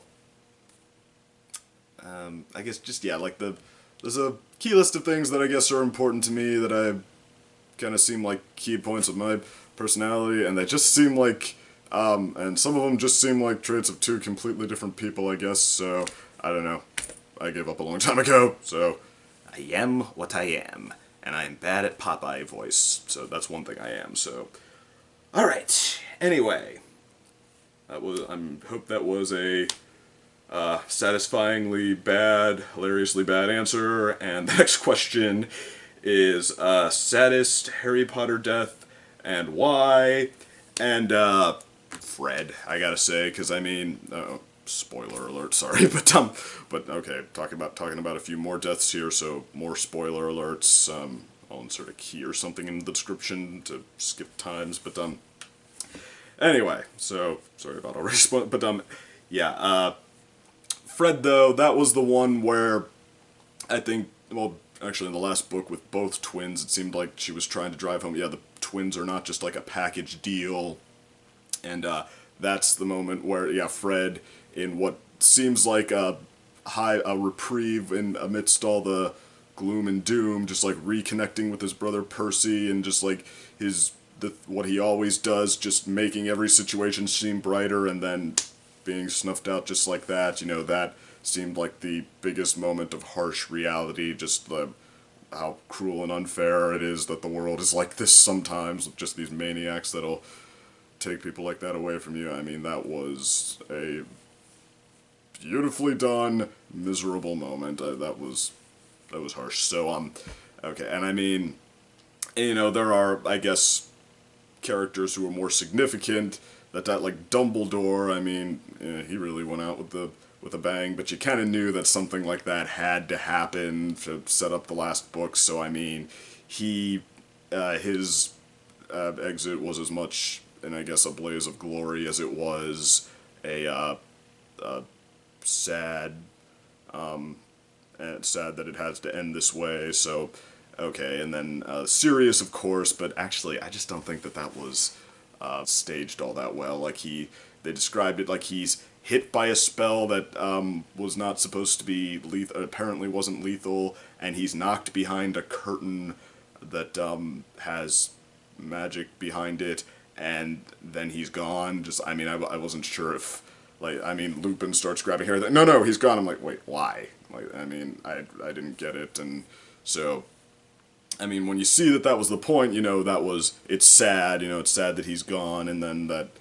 it's sad afterwards, Harry trying to cope with losing someone so important to him, but I mean, yeah, the moment itself, I was like, wait, what? I mean, did they really mean it, or... So, okay, Fred's death was much better staged, so it was much better at making you miserable, but, anyway, okay, so, favorite Yu Yu Hakusho character and or quote, I don't have any runner-ups for favorite characters, so I already answered that, but quote, that was interesting. I mean, I didn't remember Yu Yu Hakusho off the top of my head being, like, particularly good. I mean, there are a lot of animes you could pull fun quotes from, but then I actually remembered, though, that Genkai had a lot of fun quotes. Just, what? It's your ass, wipe it yourself. Oh, I should have seen how you'd turn out. You had it written in...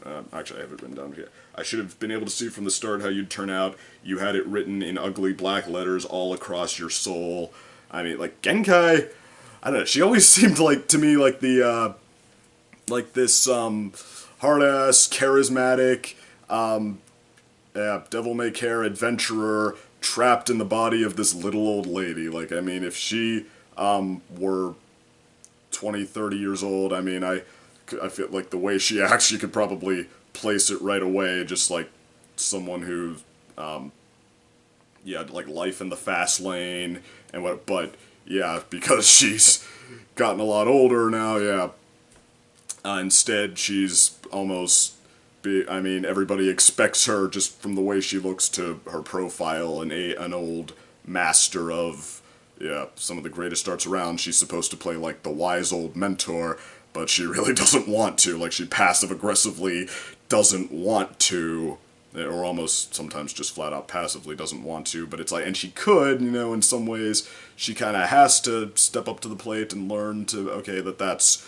her lot in life now, but I mean, yeah, but still, like, that never comes across, like, who she truly is, and that's what's kind of fun, too. Like, she's, just someone who still is, like, 20, 30 years old at heart, just who now being forced to, like, or now has to use the wisdom they've picked up over time to fill that role. That was, actually, maybe Genkai should be the runner-up, but yeah, she was a good character. But, okay, so yeah, she had some good quotes, I mean, don't know if any others come to mind. I could probably, I'm sure Kuwabara had some stuff to laugh at. His "Who am I gonna fight" line, that was hilarious and sad, and that's a defeat, especially since it was supposed to be just hilarious in the original manga, but, okay, no, Genkai wins that one. So, and I guess I'll give her runner-up too, actually. She was a pretty good character. Pokemon Go, if you play your team, I don't play Pokemon Go, which yeah, after Black and White, I decided maybe I should take a hiatus from Pokemon games. I pumped a lot of money, a lot of time into those, and I don't have a lot of time right now, but I might have to give into the madness eventually with Pokemon Go. Just, like, I don't want to be the only guy who sat this out, although I'll have to trade in phones. I have a Windows phone, which I don't think is going to work with that, so... Okay, favorite Ghibli film and or character, already answered that.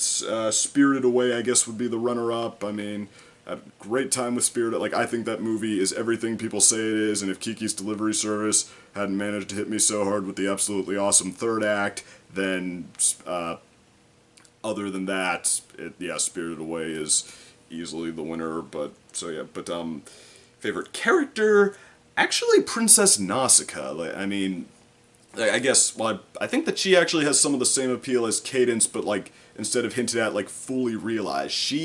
Well, I mean, what was it? Jezutaku, for example, did a review saying, oh no, she's the total Mary Sue, and in fact, you're not even allowed to be mad at Ashitaka from Princess Mononoke, because, at least he has a pseudo-selfish motivation. Take all complaints to Nausicaa, other way around for me. Like, he, is just he's not the worst example. He's fine. He's a character who's been raised to be moral and is the hero this story needs. But, okay, Nausicaa, to me, like, I think that they really knew what they were doing with her, that she is an example of, or she is even sort of just the question of, can someone be like this? She's someone who, in spite of this apocalyptic environment, was raised without feeling this need to be, like, just constantly in survival mode, to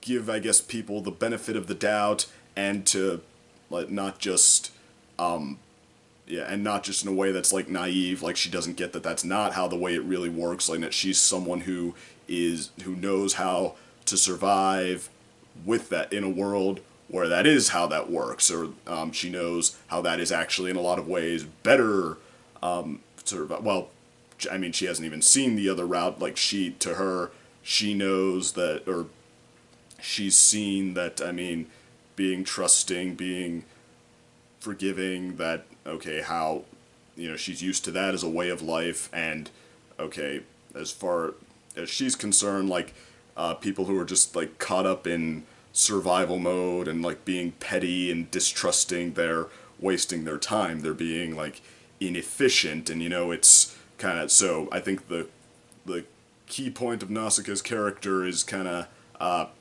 can her way win out, and then just, like, to see her in action, like, it actually was kind of fascinating to me, like, not just how that she's likable, how, she fighting to assert, like, what she thinks is right. Like, you see it at the beginning with the fox squirrel, that she kind of knows, okay, it's doing that because it's scared, because it's in survival mode, so she reaches her hand up to it and lets it bite her, and we see that, like, that hurts like hell, but hurts like a bitch, but no, she can take it. She's used, it's not that she's never been in a conflict before, giving her a high tolerance for pain was kind of a nice touch. That's one of those nice little specific details, but,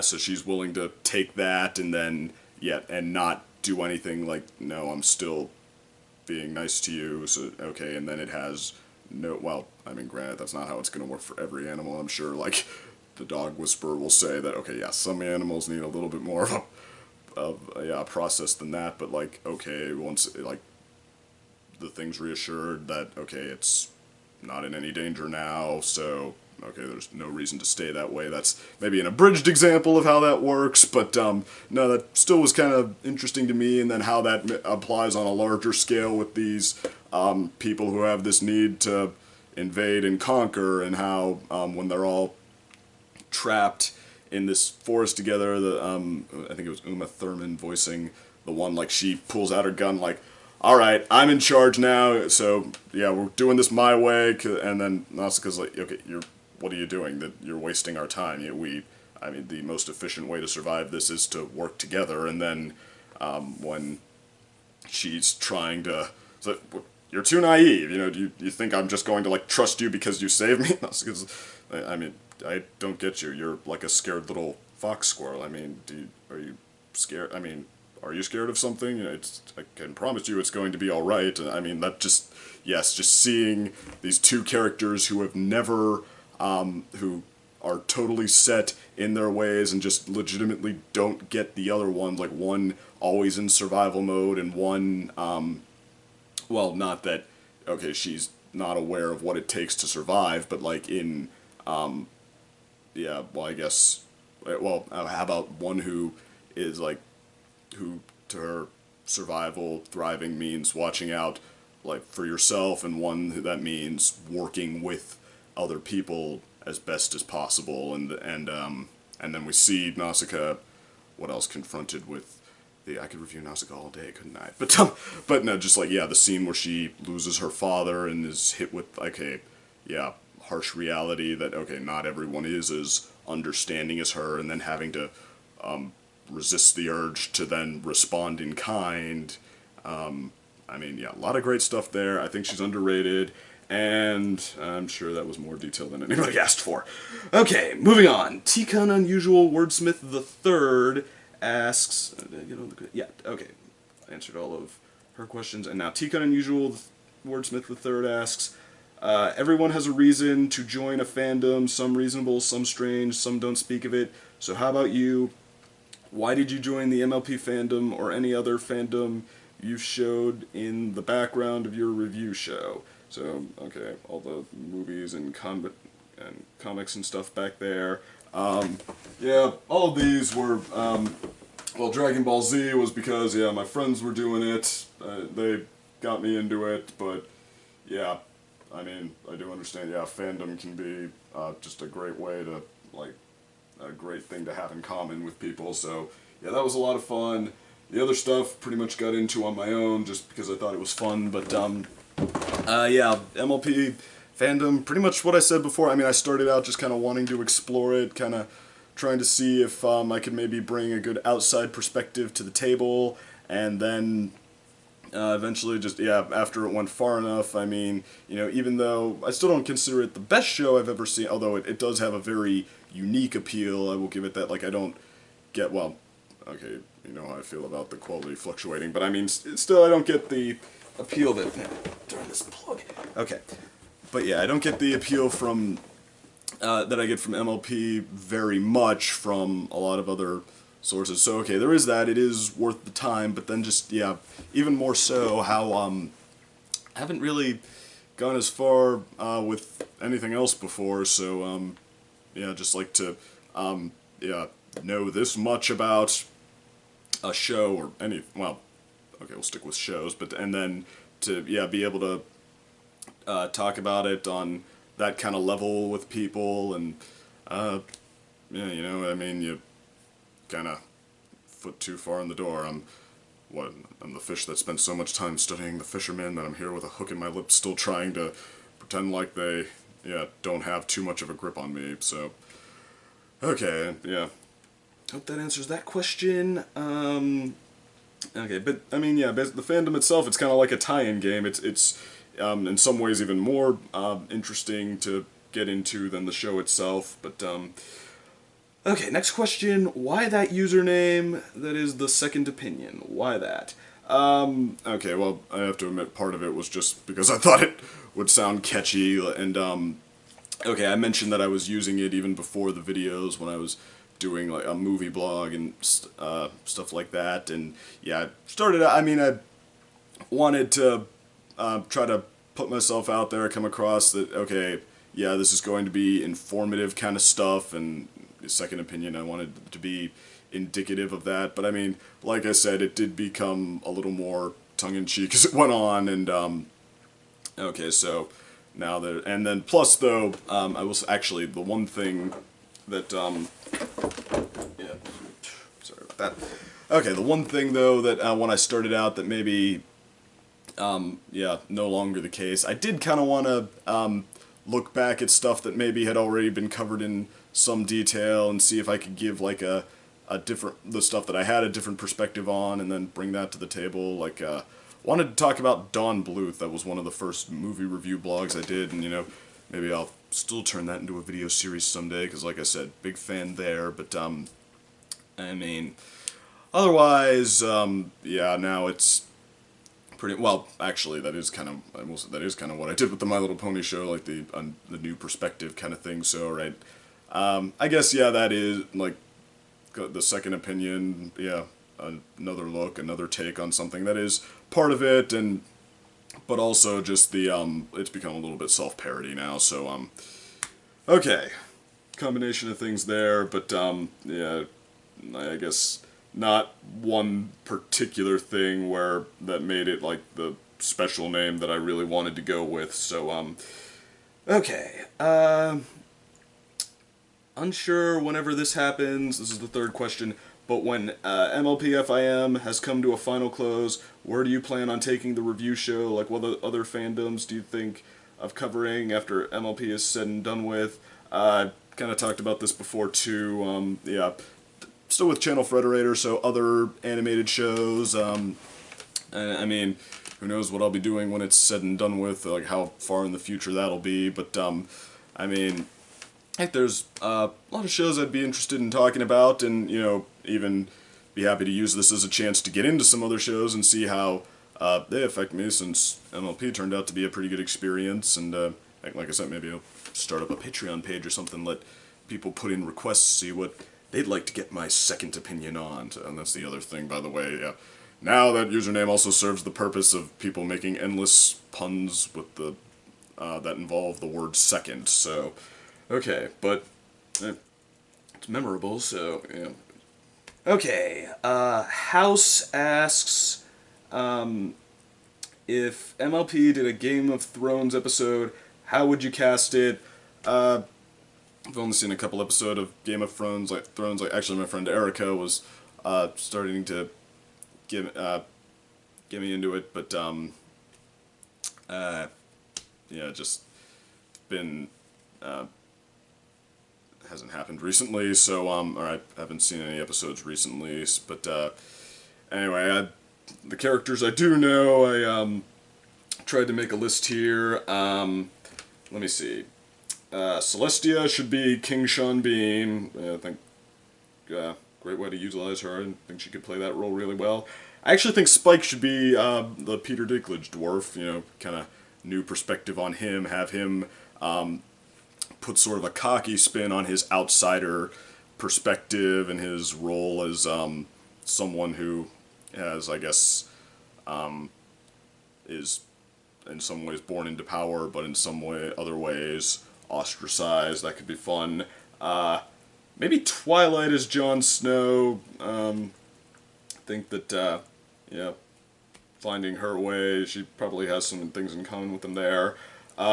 Prince Blueblood is that little prince that everyone hates who, spoiler alert, again, was poisoned by the Peter Dinklage dwarf, but, okay, and then maybe Spoiled Rich is his mother that everyone hates, and, yeah, that's all I got, sorry, so, like I said, not that into Game of Thrones, but, although,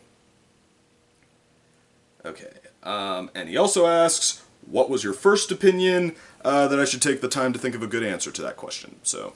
Hope that answers that. Pretty Boy asks, what's the one question you wish someone would never ask you, and what would the answer to it be?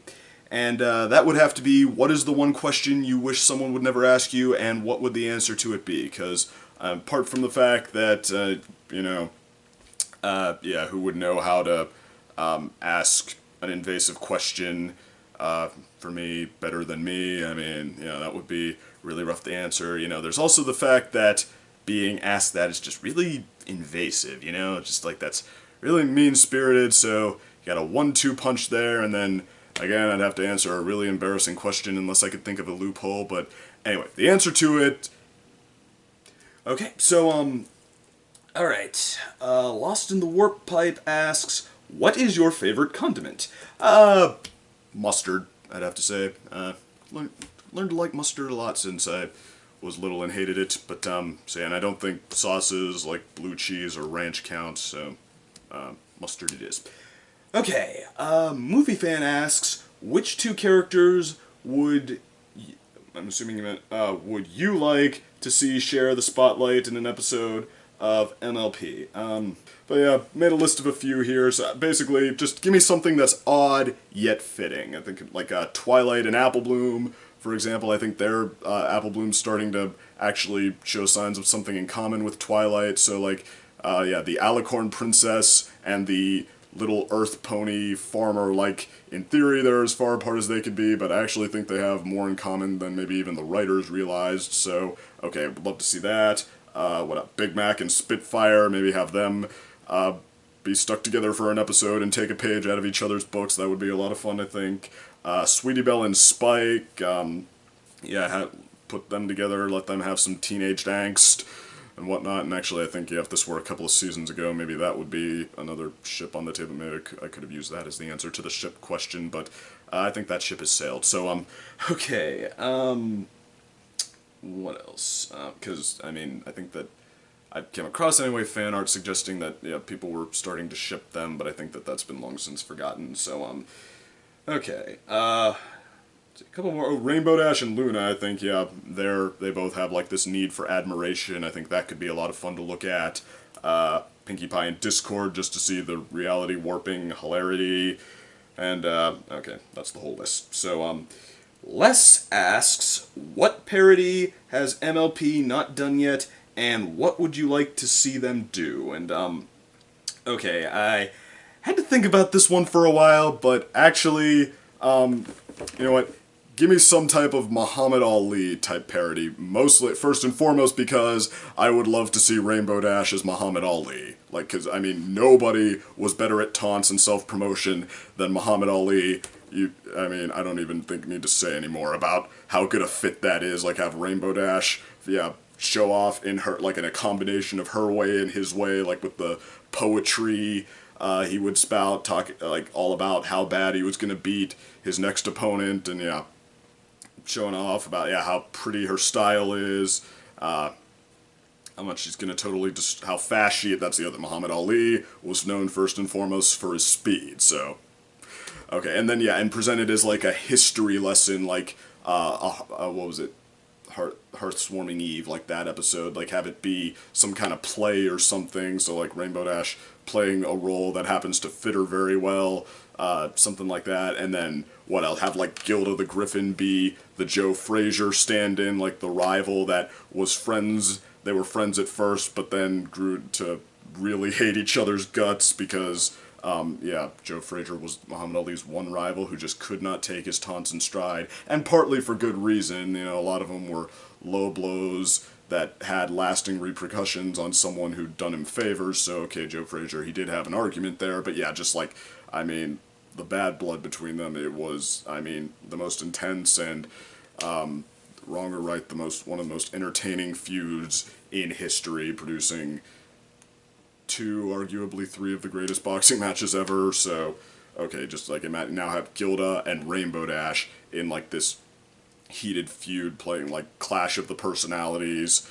just, yeah, and lots of other, and there were lots of other personalities that Ali ran into, too, so just, like, imagine how much fun you could have with that. So, well, there was a couple of guys who were just known for their inhuman strength, who just went around with this constant scowl, trying to be all intimidating, one of which being George Foreman, who then kind of found himself and became a much more than, like, totally the opposite, light and friendly and all of that. I mean, you could have endless fun with this, so, okay, who is your favorite background pony in the show? I mean, that's, you know, I guess one thing where I never, still a little removed from the rest of the fandom, like, never got into background ponies as much as, everyone else did, because, I mean, just, like, well, what are they for, one-off gags? I mean, I guess it'd be Derpy, because, you know, she is a pretty good, like, background gag. I have a lot of fun with all the stuff they do with her. I'm happy to see her when she shows up, you know. I do get into that, but I mean, I don't know if she leaves a lot of breathing room there for any of the others. I mean, there are some fun like Octavia, or not Octavia, Vinyl Scratch, some good gags with her too, and I really liked her short in, what was it, Rainbow Rocks. I think she had the best short, pre-movie short that is, but, I mean, I don't know, background gags, I feel like there's really only so much to get into there, so, I mean, I guess, yeah, typical answer, it's gotta be Derpy, because, I mean, you know, how do you top the one who is synonymous, who basically owns that territory, so, okay, what is your favorite, I'm sorry, skip the pit. What is your favorite Discord episode? And I'm going to assume Twilight's Kingdom doesn't count because he's one of the key players there, but he is just like a supporting role that's more Twilight story. So I'm gonna have to go right to the top and say Return of Harmony. In spite of how much I try to rein that episode in, still have to admit that, okay, for as many problems as I have with it, I mean, it probably did the best job getting the most out of Discord. Like, by far the best visuals in any of his appearances, and that is saying something, really saying something, and then just like what a fun and full of personality antagonist he is. I mean, that was pretty good. I mean, although, even if, I mean, Return of Harmony, the reason to watch Return of Harmony is for Discord, not so much how they play the story, how they pace the story, or anything like that. So not so much the story, not so much the, what the other characters, but I mean, but just how much they get out of Discord there. I mean, he is that episode, and it does the best. I mean, I'm sure some people would argue that, okay, that's why he should be a villain nonstop. Like, I wouldn't say that. A lot of his other episodes, in fact, most of his other episodes, at least as many as not, are great as well. But yeah, still don't think they matched Return of Harmony. So, okay.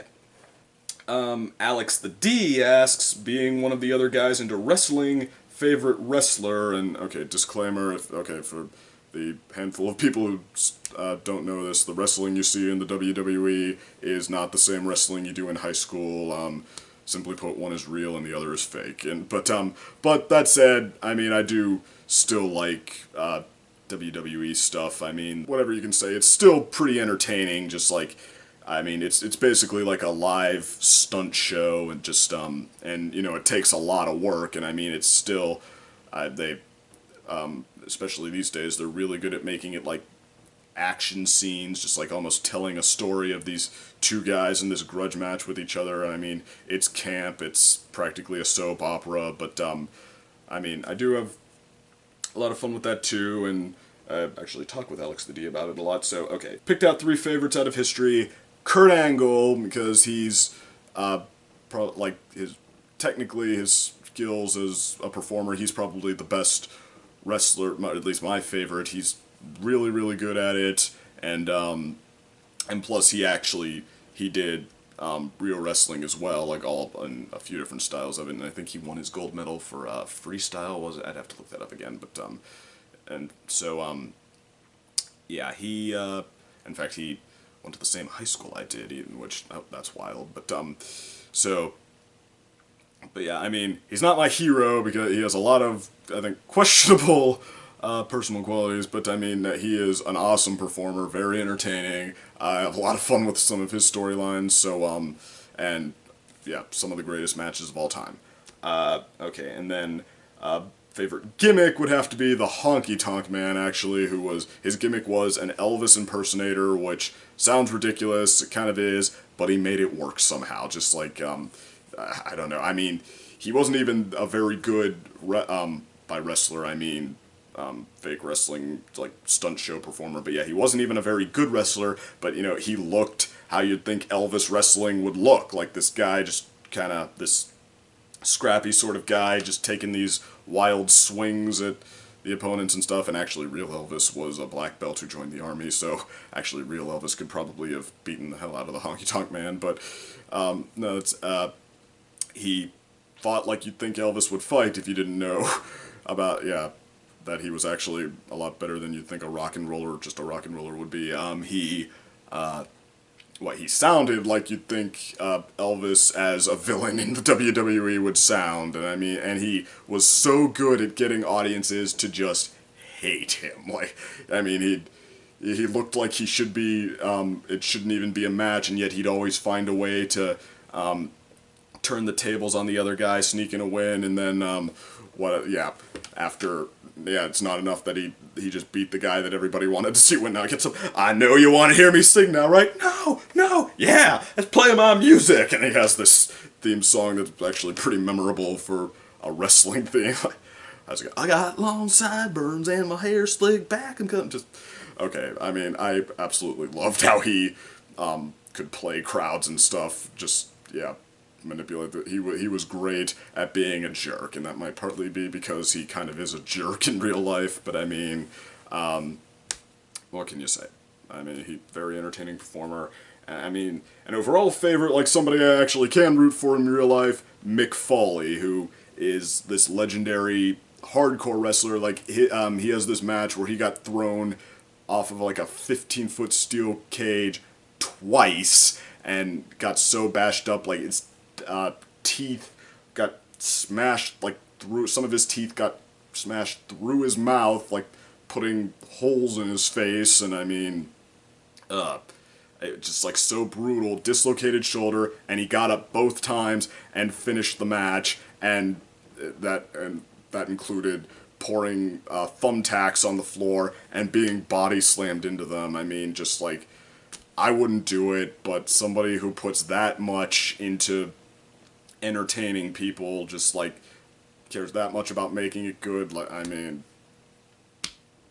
you are, I mean, that really takes something. And I mean, and he was just such a kind of a likable presence too. I mean, I think, you know, you'd think someone like that would have to be a little bit crazy, just like, okay, that's what's really important to you. But I mean, every time you catch him, just like in an interview or whatever, he seems like a really cool, laid-back, fun guy. And, you know, not a jerky sort of guy, not someone who's like arrogant or narcissistic. I mean, he just seems like a really cool guy. And I mean, can you say, just like really fun, like how he actually started out trying to play this like tormented soul type character, and then he transitioned into more of a comedic act, and with yeah, I still love the skit where the evil Vince McMahon is in the hospital with an injury, and Mick Foley is there because he wants to cheer him up with candy, and you know, this guy in this I don't know, Hannibal Lecter mask, and this big oafish thug-looking guy wants to cheer him up with candy, and Mr. Sacco the puppet, and so Vince gets so mad that he throws him and everyone else out just in time for Stone Cold to show up and start beating the heck out of Vince McMahon with nobody to save him now. So just stuff like that. Okay, really like Mick Foley. So okay, next question: favorite match. But kind of a typical answer, I guess, but I'm gonna, or maybe not, but because this seems like the second place on a lot of people's list. But anyway, Macho Man versus Ricky Steamboat in WrestleMania 3. I mean, I just, like, I mean, that match, I think there are some longer matches that people praise at least as much, but I mean, I almost like that this one just packed it in, you know, did everything it wanted to do and didn't have any padding, just like every move so cohesive, one to the next to the next. Macho Man, he's another one of the better entertainments in WWE history, like actually after Hulk Hogan, I think he's maybe the name that's like most synonymous with it, but well, you could argue that to Kingdom Come, but and then Ricky Steamboat, another one of the best technical wrestlers and stunt show performers, that is, in history. Like, I mean, he had these really fun looking moves, like somebody would charge at him, throw a punch, he could jump into the air like with his back almost parallel to the ground and hook the arm like as he's spinning and like throw the guy over top of him, and he does that multiple times in the match. Love seeing that. So I mean, and well, it's acclaimed as one of the greatest matches in history, and for a good reason. So okay, that's my pick and favorite event. And okay, yeah, this is probably a sign that I'm only, I'm kind of into WWE off and on, but WrestleMania 3, the event that Macho Man versus Ricky Steamboat happened in, because, I mean, lots of great events there. That's also, I mean, even people who don't watch wrestling at all might know about the legendary body slam heard around the world, where, yeah, Hulk Hogan and Andre the Giant, who was supposed to be Hulk Hogan possibly meeting his match, they squared off, and it ends with Hulk Hogan managing to pick up Andre, who he said felt like he weighed 700 pounds, and body slamming him. And and little known fact, that wasn't actually the first time they'd wrestled, and Hogan had well, I mean, everybody knows it wasn't the first time they wrestled, but it wasn't the first time Hogan had body slammed him. But yeah, by this point, Andre had been built up to no end as just this immovable object. So okay, that's a legendary moment in wrestling history. And then it had Honky Tonk Man, you know, I enjoy him and his feud with Jake the Snake Roberts, which, yeah, right after this event where like Honky Tonk Man had ambushed him and smashed a guitar over his head, so this was bad blood, and yeah, Honky Tonk Man in his true entertaining heel fashion, he managed to win the match even though he was clearly the weaker guy, and just get away as Jake's trying to chase him with Snake Damien and throw that on him as like punishment for stealing the match, and he doesn't manage to get him, but he manages to get his manager Jimmy Hart, and I think that's the one that happened at Anyway, so yeah, lot that I appreciate there. So okay, WrestleMania 3, and finally, I think this is the last question now. Okay, Tross asks, why My Little Pony? And if you were to review something else, what would it be and why? And I think that I've pretty much answered this, both the first and second half of that question multiple times by now, but is there anything new to say on that? Well, I will say that, I guess I didn't mention this before, if I'd liked the show even more, but the response hadn't been the same, like if it'd just been, because, the people sticking around and giving me feedback about, what they thought of, like,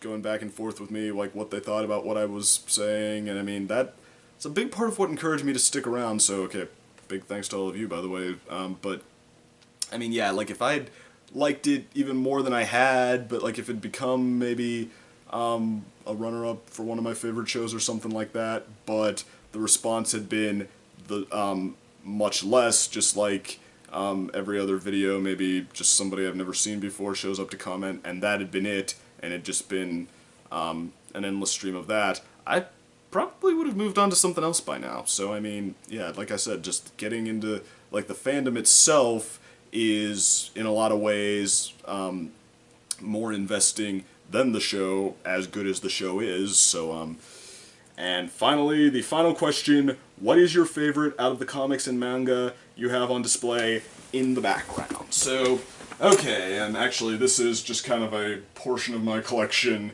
taken aside and set up to look like I didn't put them here this way on purpose, so yeah, trying to make a nice background set here. I don't know what, nobody's really given me too much thought on whether they think it could be better, could be worse, but okay, just out of the ones here, probably, okay, move the avatar disc, probably Rurouni Kenshin, because, well, I'll always have a special spot for Dragon Ball Z, and I do actually think the manga was better than the show, but, okay, still, it's the show that I followed all the way to the end. Like, the manga, I collected so many issues, and I'm like, okay, well, I've seen how the story ends, and I've seen the better version of all the good parts. I don't need to see anymore. Rurouni Kenshin is the opposite. I got into, like, the comics are what I followed all the way through to the end, and it sounds like I made the right choice, because apparently the show, and I did see a few, about 5-10 episodes of the show as well, but apparently the show in the final season, they just dropped the third arc, which, and granted, the third arc, the Jinshu arc, it was the weakest of the three, but, it was still, like, at least in the same league as the others, whereas the show sounds like it just tried to go with a bunch of random little one-off stories, and then a resolution that's just like, hey, everyone seems like they're kinda happy, and, how about a little, canon shipping? Well, canon is debatable, but, putting Sano with Megumi, which, they were never really an item in the manga, and part of me actually kind of thinks that, that was not a bad fit. That they had a lot in common, but I don't know, part of me thinks that is a little more typical than the direction the manga went in, so,